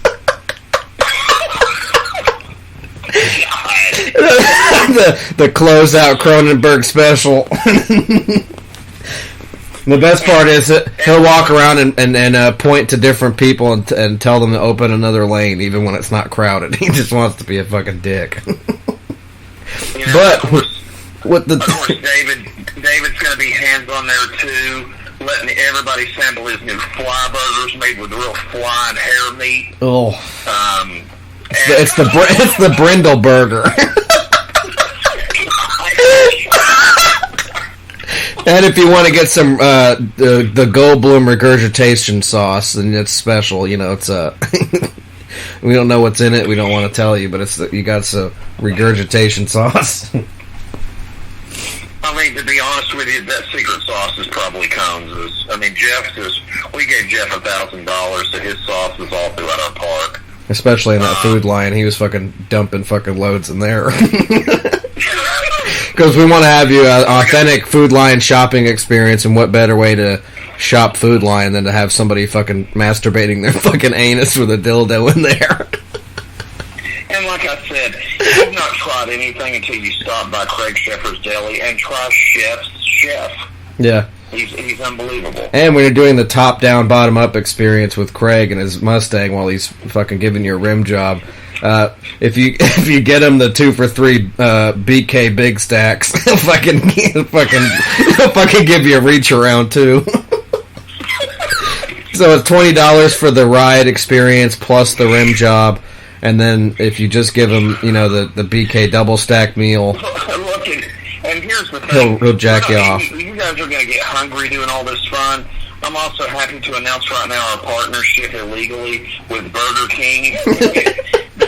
There's a Burger King actually connected outside of the parking lot where you can actually recreate the park bench stuff where Craig's had rough times, and he can actually give you head out there in front of the Burger King. But since this whole park is still centered around Jeffrey Combs, it's gonna be a special promotion. It's called Burger Combs. Listen, if you go out to the park bench in between Food Line and Burger King in Midian in our Not Breed Spectacular, completely unauthorized by Clive Barker, the one thing I just want to say is when you're there with Craig having a few moments with him, whether it's talking about acting or you're coming, have it your way. Yeah. God. Yeah, be sure to head over to Burger Combs where he's fucking in there fucking flipping burgers with dildos. His screen-used dildos. For sanitary reasons, we're just joking about that. Jeff is not allowed near any of our... No, not the actual food. We want you to be safe and healthy and eat our greasy burgers. I do want to announce, though, that and on days where Jeff is not available, we will introduce, and I'm excited to do this tonight on this podcast, we will introduce the Cronenberg Cum Show, where he's actually fucking a dildo as well. It's going to go straight up his arrogant Canadian ass the whole time. Just like LeBlanc that trolls our page, he's going to get fucked hardcore style with that fucking dildo. So, you know, but remember, he's also the manager of Food Line, or Pop-Up Food Line. You can You can go say hi to him. You can get your fucking North and South Carolina grocery needs at our California theme park themed with fucking, that redneck dumps fucking own Food Line. You know. And don't forget to stop by and say hi to Chef. Have Chef Sheffer and also the Grim Grocer too. He's a hell of a fucking chef, man. He'll get those deli trays out to you, and he'll jack you off and give you acting lessons and take you through Midian. He can jack you off in Midian if you want. Hell, he'll fuck your wife in Midian if you want him to. Yeah, and don't forget, he'll take you out to the back of Food Line and fucking give you a job. One of our patrons, you know, which it was a sample patron, was a wheelchair fucker. He decided to go and try the chef experience with us. He had one of his cheese deli trays. He couldn't shit, so Craig peed on him, and then that was over. So, you know, he had a great time, you know. And it's a full experience. Hope you guys are excited about it. We're excited to announce it on here. Of course, we've got to do a few more pay-per-views to pay for it, but, and again, none of this absolutely was authorized by any of these people, you know, so we've done this illegally, so it's kind of a dark web theme park, if you will. Yeah, it's a little snuff, you know, but, you know, we're doing it for you guys, and we know plenty of you will attend. Listen, we don't take Bitcoin. We just don't. No, you got to give us those debit cards. We take CGC graded comics. I take that as payment. And then we also pay cash, of course. So yeah, but you can actually pay Dr. Vincent West with CGC graded comic books. Those would be great.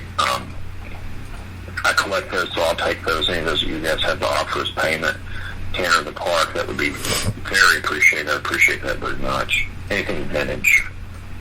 And then I guess Corey takes different types of payments, but he's looking for baseball players for his team. So kind of illegals you can get, hook us up with, so we can get in touch with the Mets and get them on up to the roster. He'll take that. Calm him down a little bit, make him have a better year. So that'd be great. Right. Yeah, but yeah, don't forget about the blow up Food Line. We're excited about it. Manager David Cronenberg, our butcher / deli chef, the chef Craig Sheffer from Nightbreed, and some kind of wonderful, because he hasn't been in anything else. I think he was in like Hellraiser 25 or something too, maybe, but he's in one of those turds. And don't forget about your custodial worker, Tom Savini, who, you know, in his off hours when he's not cleaning the toilets in a Food Line pop-up, he's going to be letting you fist his asshole. Right. But again, just remember that it's not technically him. It's Colby Weast, but you know, we want you to have that. We want you to have that authentic experience of just imagining. The same thing with the Steve Dash. Like we want you to feel offended and hurt, like Corey was, and humiliated. That's our goal with that character. So, you know, if you're stopping over at BK, whether it's for a hand job from Craig or you're just having a fucking $1.50 spicy nugget, just remember that, Steve Dash will come up and tell you to fuck off. Yep, when you're in there sharing your fucking chicken fries with your girlfriend, he's gonna come over there and tell you to fuck off. He's just gonna be like, look, there's nothing I haven't already tried at this fucking restaurant before, so why don't you fuck off? So yeah. Oh. And of course, these are also exclusive there too. If you want any of them, we have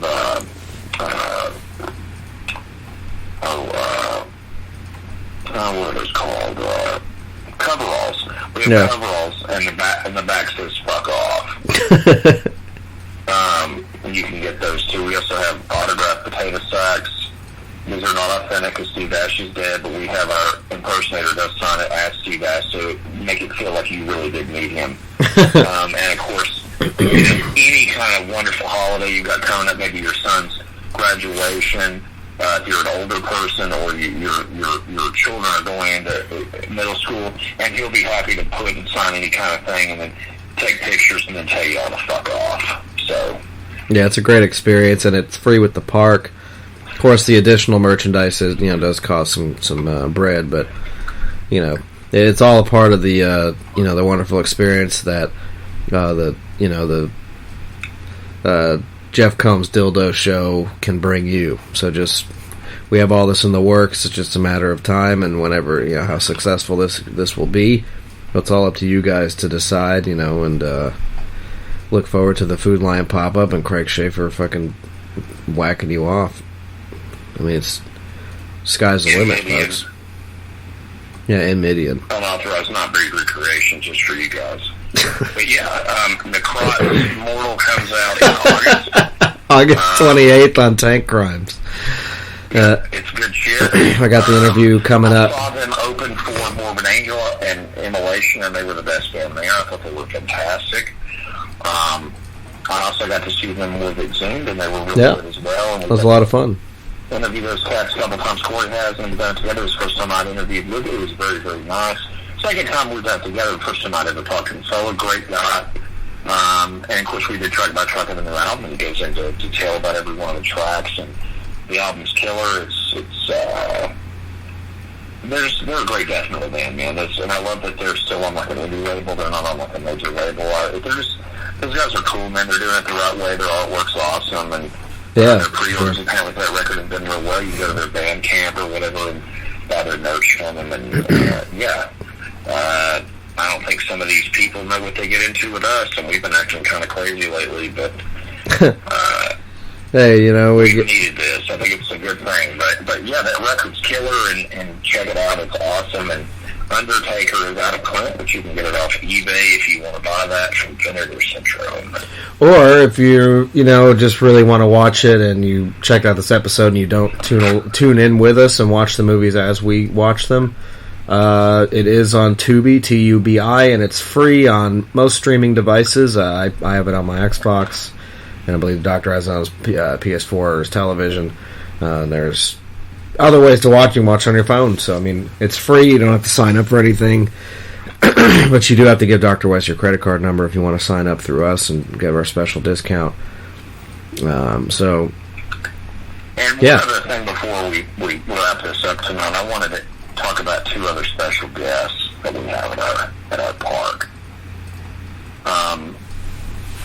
It's a rough day when you're walking around and you're looking at a lot of, whether it's men that turn you on or women, and you're really worked up and you need to relieve yourself. Well, we want you to have a free experience at Phantasm where you feel completely free to be yourself. So, in partnership with the Atlanta Braves, I'm going to tell you about our Freddie Freeman Glory Hole. And at the Freddie Freeman Glory Hole, you can piss on his face, come in it, whatever you want to do. Anything that you want to do to Freddie, and he's going to give you that first-class first baseman treatment. I mean, it's an out-of-this-world experience. So you go from first base to home plate. Right. And it'll be the closest thing he ever gets to winning a championship. So, just go ahead and in there walk it. If you want to piss in his face or come, whatever you feel like doing, just go let it fly on Freeman.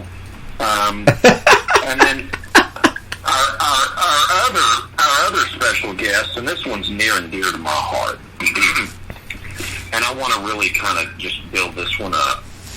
And it's something that I've worked a long time on, and I really wanted to tell you guys about this, okay?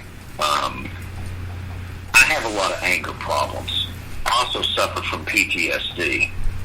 So sometimes just seeing someone that triggers that can make all the world a difference, you know, sometimes just to kind of pull that anger out and get it out of you so it doesn't ruin your day. Right. So in partnership with the Minnesota Vikings, I'm proud to introduce their head coach, that fucking weasel. That fucking weasel, that cheating fucking weasel that fucked over my Saints last year. We actually have, and this is a really cool thing. What it is Mike runs through basically it's like a bounce house, like a jumping bean area, and you can go in there with a shotgun, or a racket, or a ball bat, or a butane torch, and do whatever you want to that fucking weasel. Anything that you want to do to Mike Zimmerman, he is literally the house weasel. You can do whatever you want to that fuck. You can put his nutsack in a mousetrap. You want to take a paint gun in there. You want to do anything you want. And like I said, the only trick is you're in a bounce house, so everything's kind of fucking wobbly. You can just throw him up against the fucking wall of the damn thing. Go ahead. Anything you want to do, you're welcome to do it. And like I said, if you get real worked up and, you know, that wasn't enough, just feel free the rest of the day to go over to our Freddie Freeman glory hole and feel free and just piss all over his face, come in it, anything you want to do. And beyond, listen, and beyond behalf of Corey Gorechrist and Dr. Vincent West, I want you to feel free to do whatever you want to any of our Freddie Freeman Braves correspondent or Minnesota Viking. Feel free to fucking anything you want. While you want to go in and just defecate in Freddie's face, go ahead. You know, think of hot shit. Yeah, anything you want to do. You know, and with Mike, like I said, I recommend a shotgun. I like chasing him around that bounce house with a fucking shotgun. See how quick that fucking weasel can move. You want to go in there? Hey, look, you want to go in there with a crossbow at Mike Zimmerman? Go ahead. Yeah, I'm fine with it. You want to go in there with a fucking spear? Go for it. On behalf of Major League Baseball and the National Football League, we want to thank the worst team in both, the Minnesota Vikings and the fucking Atlanta Braves. Freeman from the fucking Atlanta Braves for their support and being part of this part for your pleasure. Yeah, but thanks to our glorious sponsors for the Jeff Combs Dildo Show, which is Snickers, Castrol GTX, and Stridex face pads. And our food line pop-up, our unauthorized Claude Barker Midian recreation from Nightbreed, and the food line pop-up with our manager David Cronenberg, also known as Decker. And then speaking of Decker, don't forget to go next door to Burger King, get you a double-decker Whopper, you go eating. And say hi to Craig Sheffer and get some acting lessons or a hand job. So, but of course, it's Cronenberg. It's not gonna be Decker. It's gonna be Bagger. Well, you know, themed up with this, it's a very special thing for me to also just end the show tonight with this announcement. Is with Craig as our chef over there, and Cronenberg, you know, is the food line store manager. They partnered up with Burger King for the for the Cronen-Decker burger. Cronenberger.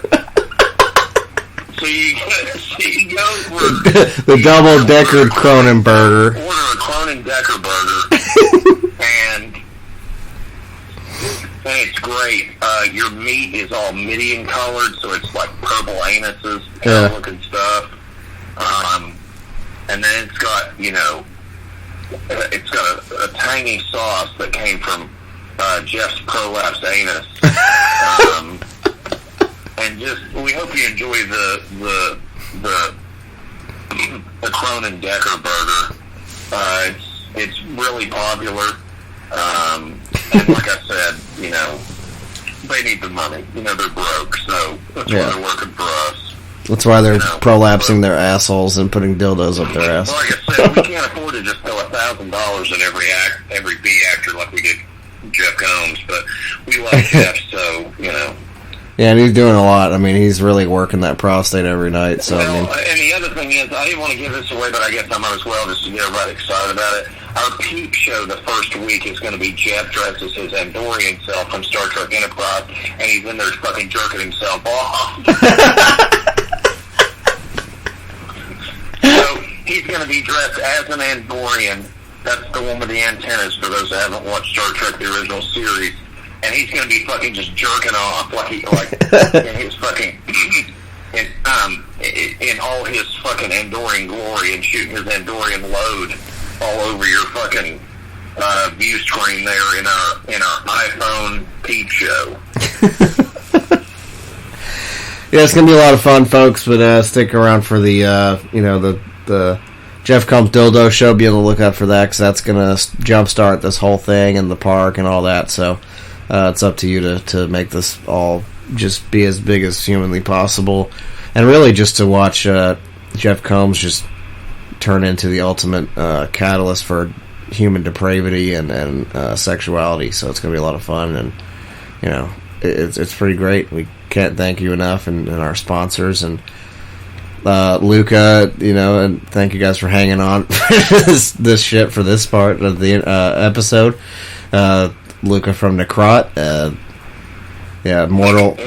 Mortal comes out soon. It's King. We do a track by track. He's a very nice guy. August 28th, 10 Crimes. Go on the Bandcamp and, buy the album and pre-order it. And 10 Crimes has some cool merch too, and there's a lot of merch scattered around different websites, so you go on their Facebook and get updated on that. And, we hope you enjoy the interview Dr. West conducts with Luca of NECROT, and we welcome him back on the show. And final thoughts of the movie, because we never did that. Tardy Brothers. That's bad, and I love that guy. The guy was in Maniac, man. That guy's awesome. Yeah, and it's cool. It was like his last film that he was in, and he pretty much begged to have that role, and he got it. So it was a good timing on that, I guess. And it was a very fast-paced movie. Very good slasher. I didn't really think it was going to be a slasher. I didn't really know what to expect. Good. Yeah, I didn't know what to expect from it. Movie. And very gory, a lot of tits. I mean, it's a slasher. And I just love seeing Joe Spinell on screen. I really do. I think he's cool as shit. And he's great, man. Yeah. He's a great actor too. Yeah, he's just good, and plays a great maniac, great psycho killer. So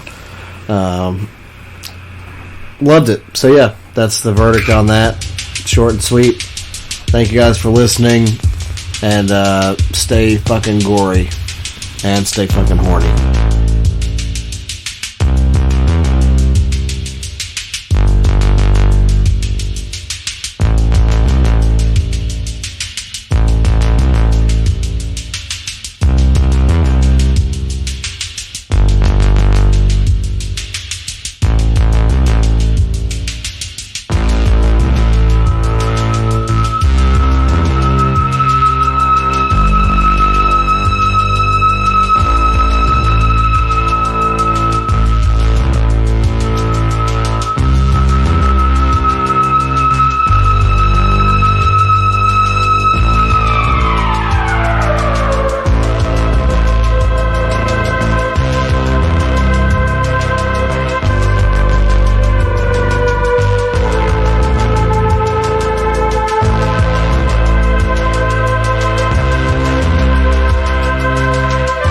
Dr. Vincent West, medical doctor with the FANTASM Podcast.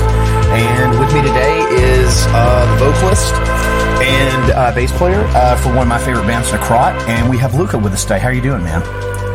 Good, man. Thanks for having me. Hey, thank you for doing this. We appreciate it.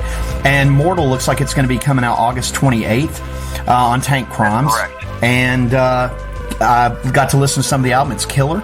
And if it's cool, we're going to go track by track with you on this new album today. Absolutely. Excellent. And then we'll start off here. If I can get my phone to stop being stupid. Here we go. Your Hell is track 1. If you can tell us a little bit about that one. Well, that's the opening track, and it's got like a cool intro leading to like the central part of the song, and like I think it's one of the most violent songs of the album, probably one of the most aggressive, both with the lyrics and the music. And the lyrics talks about like the perpetuated trauma that like victims of heavy trauma often perpetuate on the next victim, and kind of like the way they find themselves, right, for a moment in their victim when they realize that they are they switch roles, right, as you want to say. So it kind of talks about that monster, and it's called Your Hell, but the lyrics actually never say your hell in the song. They say my hell will be yours. Very because cool. By if you recreate that trauma into a new person. Right, exactly. And then track 2, Dying Life. Track 2, Dying Life, is a mid-tempo kind of song. I'm really into it. It's got a lot of blast beats, and it kind of talks about kind of like the detachment from your life, from your skin, from your mortal life. Like as you die, as you go through the process of getting old and dying inevitably, it's like find that detachment that you will ultimately inevitably find when you are going to die, kind of like before. And like let go, kind of like he says, like take my skin, like let go of your mortal self, like let go of your body, of your limitations, and like embrace the fact that you're going to die, and use it like as a tool to erase or deal with like your fears. Excellent. And that's one of the tracks I've actually got to hear. Is really good. Did you got to hear the album? Yeah. I haven't got to delve into it as much as I wanted to before I got to talk to you. So, but I love it, man. I love your old stuff. So awesome. And then let's see, track 3, Stench of Decay. Well, Stench of Decay is like the shortest song on the album, and one of the most fast and direct. And the lyric talks about society and like the way injustice is perpetuated in the world, and like the way everything is rotting because of it, and the way like power and greed is making man concentrating on all the wrong things, and just making the world we're living in a fucking horrible place. And the lyrics talk about it, and they talk about like the feeling that you get if you're aware, if you're not living in a dreamland bubble. It's like when you walk out of your house every day, it's like you get that feeling that there is something wrong, that there is a stench of decay, that there is something rotting. And it's like the lyrics they say, it says despise this word, and it's like I think is the part of the process. You need to start being disgusted with things and wanting to change, but acknowledge that like there is something gigantically wrong that is being perpetuated, and it's like nothing, just the feeling of living in it and acknowledging it as a first step. Right. Excellent. And again, great track. And then track 4, Sleep Forever. Well, Sleep Forever talks again about dying. It's kind of like the central theme of the album, it's called Mortal. Sure. It focuses on that. So like Sleep Forever is like it's an invitation to to embrace the fact that you're going to die. And it's like find comfort into that. You know, you're gonna be relieved of the weight of being alive and all the horrible shit, and like, you know, we'll finally get some ultimate justice and relief. And like, that's also why people like dark music, I think, or heavy music, is because they do find some kind of comfort in mortality. And like, yeah, Sleep Forever talks about that. It talks about when we'll be asleep forever, like, you know, when we're gonna be there. It's like, it's kind of like he says, follow us down to the end. It's like, come with us to, like, you know, embrace that feeling of like we're all gonna die. Right. It's like, stop being afraid. Excellent, excellent. I love the ongoing thing with that. I wasn't sure about the theme of the album. It's very interesting to hear that from you, because it's really cool how it just kind of goes in and out of certain tracks. I love it. And then track 5, Sinister Will. Well, Sinister Will is like a very specific song that talks about people that go to war. They talk about people that and it doesn't talk like, you know, specifically about the United States or anything. It's a song about soldiers all over the world, pretty much. Like, you know, that they get kind of like tricked. Like the Sinister Wheel for me is like, you know, it's like a kind of like sinister, like humans are kind of fascinating by things that are morbid. Right. And death and blood and whatnot. And also they're very fascinating from serving a purpose that is greater than them. Right. So I feel that these two things together brings lots of people to like choose to go to war. And like I have talked with a lot of even ex-military or veterans that they also come to our shows, you know, and sometimes they tell me, they're like, you know, I've been to war and shit, I got shot, or like, you know, I can't move my arm anymore, and this happened, and they all have a very critical way of seeing that part of their life. Like they don't, a lot of them, they feel like they kind of got like, I don't know, almost like tricked into a false dream, kind of. You know what I mean? When you actually experience the horror of battle, of war, and you see people dying and you kill people and all of that. So like the song talks about that. It talks about kind of like the correlation of like a person that goes to decide to join the military to go and serve a purpose greater than them, and some more also pushed by that, you know, that kind of like morbid, you know, thoughts or whatnot that you might have, you know, that we all have. We all indulge in, you know, thoughts about violence, or like, you know, it doesn't mean that like we actually do it, but like we have all been pissed off with someone. We have all been, you know what I mean? Sure. So like we do have those feelings. So anyway, that song talks a lot about like that. About like going to war and then realize that you know, that when you're there, you slowly realize that, like, you know, they just sent you there to die. Right. For almost no reason.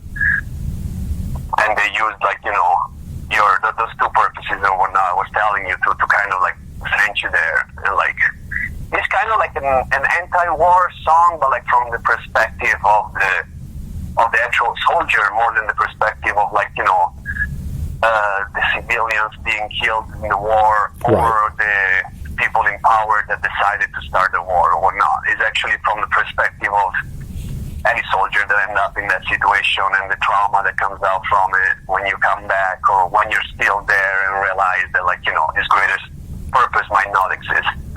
Excellent, excellent. And again, I had no idea. That's really interesting as well.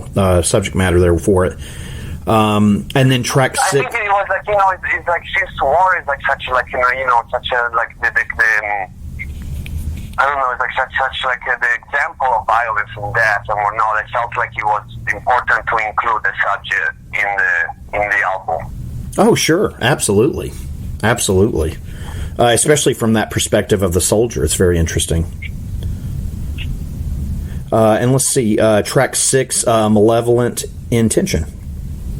Well, Malevolent Intentions like talks about the correlation of like the correlation between power how it brings out those malevolent intentions that everybody has. I mean, not everybody has. Like, I'm not trying to picture that everybody's a bad person, but it's like, with power, it like often comes like, control over other people. With power, it comes also fear of losing that power.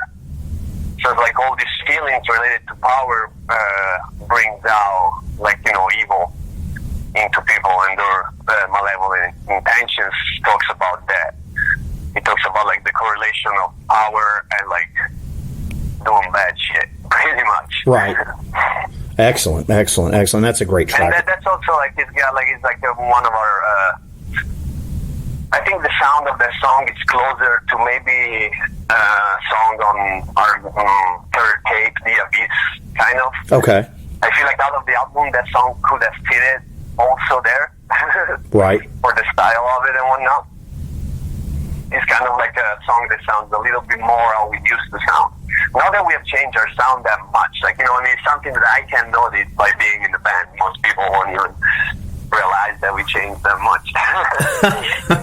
Yeah, it's a killer track. I like that one a lot. And then, of course, the last track 7, the title track, Mortal. Well, Mortal is like it's the longest song we've ever done.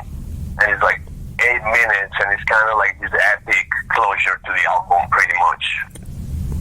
It's almost like it's very repetitive and it's slower, and I don't know. I feel like we really pushed our limits with that song of being like, we have had songs that are more melodic and slower and whatnot. Sure. Before, even Layers of Darkness on Blood Offerings or the song The Abyss. Sure. But like, I feel like this song is even a step forward to like, farther from everything we've ever done. We've never done such a long song, such an epic song and ultimately it's like he keeps the structure, it keeps kind of the same formula of most of our songs. Right. Even being a really long song. So it's like, I think it's great. I think it's got like a different feeling. I think it's a great closure of the album, and it completely like celebrates the pretty much the theme of the album, and it's the title track. It's actually, I know this may sound weird, it was my favorite track that I've listened to so far. I loved it.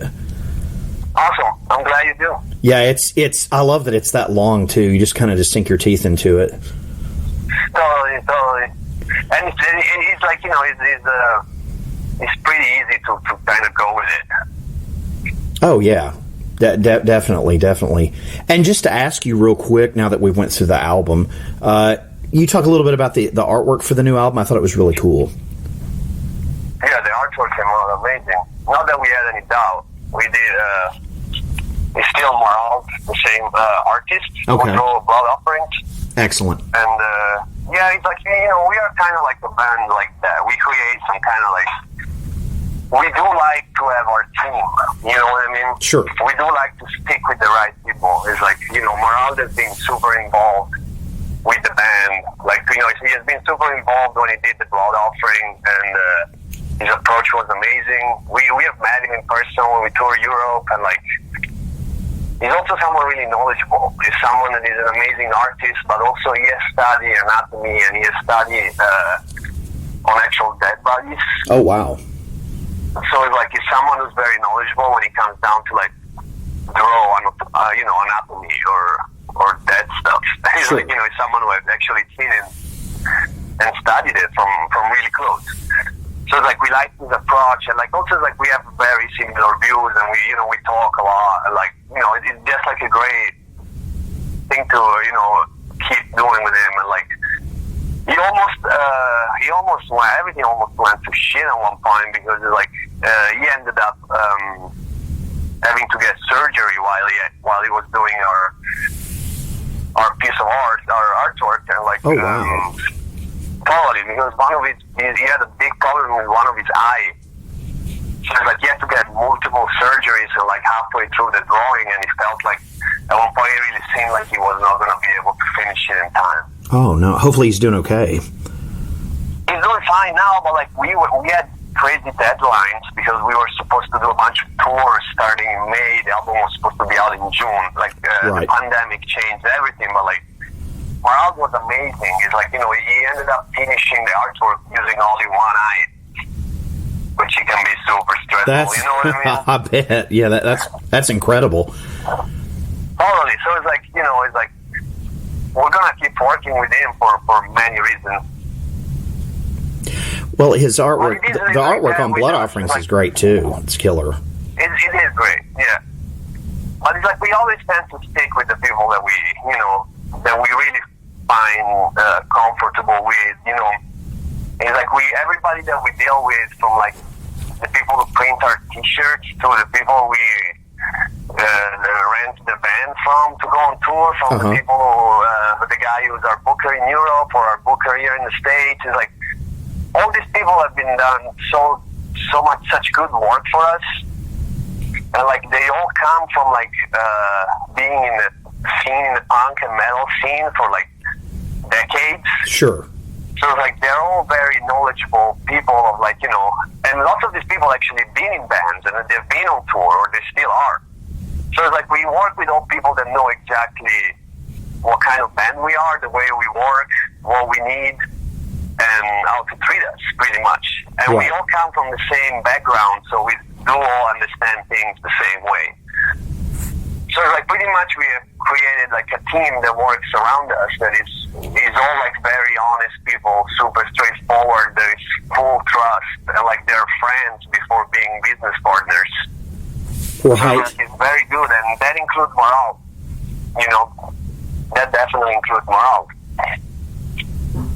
Well, I tell you, it's the artwork's fantastic. The album is crazy. I was wondering how you guys were going to top Blood Offerings, and you have. So it's really good. Thank you. It's a fun listen. And guys, NECROT's Mortal comes out on August 28th through Tank Crimes Records. And we got pre-orders up already. Yes, you can. You can we go do, to both on our Bandcamp. Yeah, you get to it. I've actually put that on our page. Yeah, you can definitely go check that out as well, guys, and get all the cool stuff from NECROT. And just real quick, I wanted to ask you, so tentatively, are you guys going to start, I mean, pending this pandemic shit, get back out on the road next year? Or? Well, we have our bookers are booking us tours right now for starting in March. Okay. And then we have a full European tour for next summer that was supposed to be happening right now. Right. That got postponed exactly for this summer 2021 because it's all the festivals and stuff. Sure, absolutely. Those they just got postponed with the same lineups. So, well, like the March tour will be a U.S. tour. It's not been announced yet. Also because they're not going to get announced until they reopen the venue. You know what I mean? Sure. So it's like we don't really know if that's going to happen. It's like what we're doing right now, we are getting ready to like kind of like survive until then. Oh, sure. Absolutely. We're like we're kind of bracing for the worst now that like, you know, it's going to still be like a long time for us before we can get back on the road. I tell you, a couple of folks I've talked with doing interviews, they're talking about just if it continues just to keep making records. Yeah, that it is an option, but like it's always an option. I do want to start writing new stuff, but it is like, you know, it's like for us, it's such like a big part of what we do to actually go and play live. Oh, you know yeah. how many shows we play? Sure. We're not just, you know, we need to do that. We like, it's like, you know, it's an integrated part of our life. Oh, absolutely. Like, you guys are we great. Don't really, also, it's like we don't really have a life set up here in the Bay anymore that is comfortable because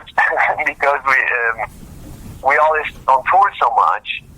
So then when you get back home, you're not at home for that long. So it's like, you know what I mean? None of us got like a car. Sure. Or like, you know, anything going on over here anymore. Or like, you know what I mean? Right. It's just kind of... And then it's like, you know, everything is in standby. So it's like, it's not even to say like, you know, I'm going to go get a job or like, oh, I'm going to go do something. It's like, we're just like, oh, fuck. But like at the same time, we don't have like, you know, now that we're here, we're like, oh, maybe I should do this and that. But then you're like, you're preparing to be for a few months or maybe a year without doing any shows. So like that's, and also like the life in the Bay Area is expensive. Oh, sure. So it's like totally. So it's like we can't really do shit anymore, and it's like I don't know. It's gotta be. I'm curious to see what's gonna happen in the next few months, but it's like we are gonna get to the point soon that we're gonna have to figure something out. I tell you, man, it's been rough on a lot of bands. I hate it for that. It's where their live shows where they make their money. I hate that for all of you guys. It sucks. Totally. But and also because like right here is like it's not even a place that you're like, oh, I'm gonna go get like a cheaper rent or a smaller place or whatnot. It's like we already like got the cheapest rent possible in the smallest right. place possible. Oh yeah, I mean I can't imagine it's had to be hell on so many different bands. I hate that, and it seems like, I don't know, it's spiking some places, it's not spiking other places. I know here where I'm at in Florida, it's majorly spiked. It's terrible. So right.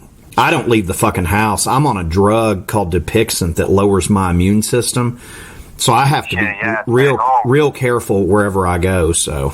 Totally, you have to, and it's like for me, it's so disrespectful for all the people that like, that they're in good health, that they don't want to wear a mask and whatnot. It's like they're making it really hard for people who actually have conditions. And it's like solidarity is something that we have forgotten so much in the Western world in general, and like agreed. It's very sad, and it's like then you see it like with the issue of racism too. There is so much denial. Oh God, it's bad. From white people just because they never experienced it, and like it's kind of like a little bit the same with the coronavirus. It's like, oh, you're like you're a 30-year-old person that is very healthy, like you don't care.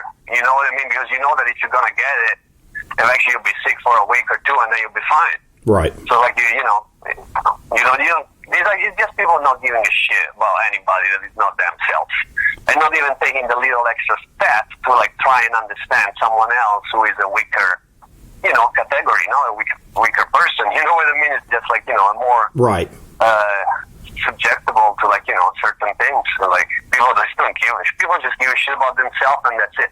And this mentality is gonna fucking ruin everything. You know what I mean? Dude, I tell you, I don't know about you, but since all this started, just people's general attitude towards me in general at a store or something, it's like they want to just kill me as long as their family's safe, It's like... Yeah. It's crazy. It's true. It's true, but it's like, I also try and see, lots of people is like they have, I don't, but like people have like, a wife and kids and shit, and like eventually payments on a house, payments on a car, and then they have to pay the medicines for their mom or whatever, very complicated lives. And then it's like, I understand that for some people, their life is so complicated that that's all they see. Right. You know what I mean? Exactly. And all they see is what affects them. And they're ready to do anything to take care of all these people that is their family or whatnot. Right. So it's like, that's, I always try and see, like, why people would suck so much. You know what I mean? I ask myself these questions, instead of being like, these are just horrible fucking people, And I'm like, I think that lots of people are just distracted into their mess of a life to fucking give a shit about anybody else. I would. And it's like the same. And it's part of the reason why they're so screwed in their messed up life is because of that. It's because nobody gives a shit about anybody else. So then it's like, they're not getting any help. They're resenting for not getting any help. And they're like, why should I give a shit about someone else's problem? Why nobody's fucking helping me?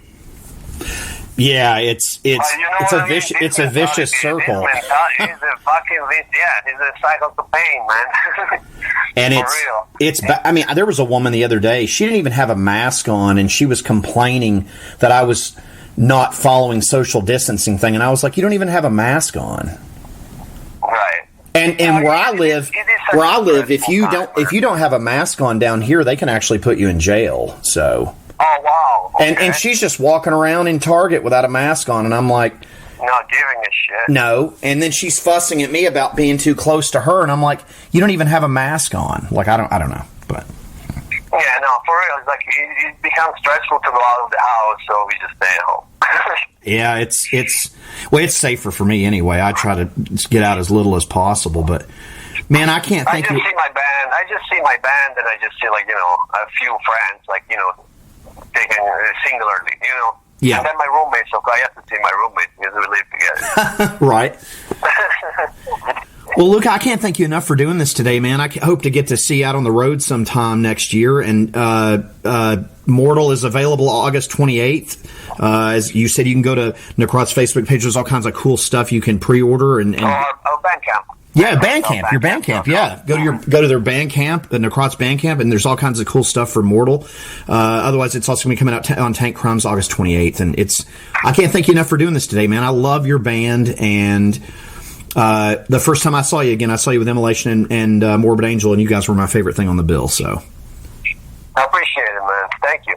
Excellent stuff, sir. Excellent stuff. And you guys always knock it out of the park. And I thank you for doing this today. I really appreciate your time.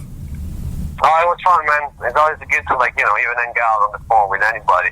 Awesome. Well, we love talking with you, man. I appreciate you.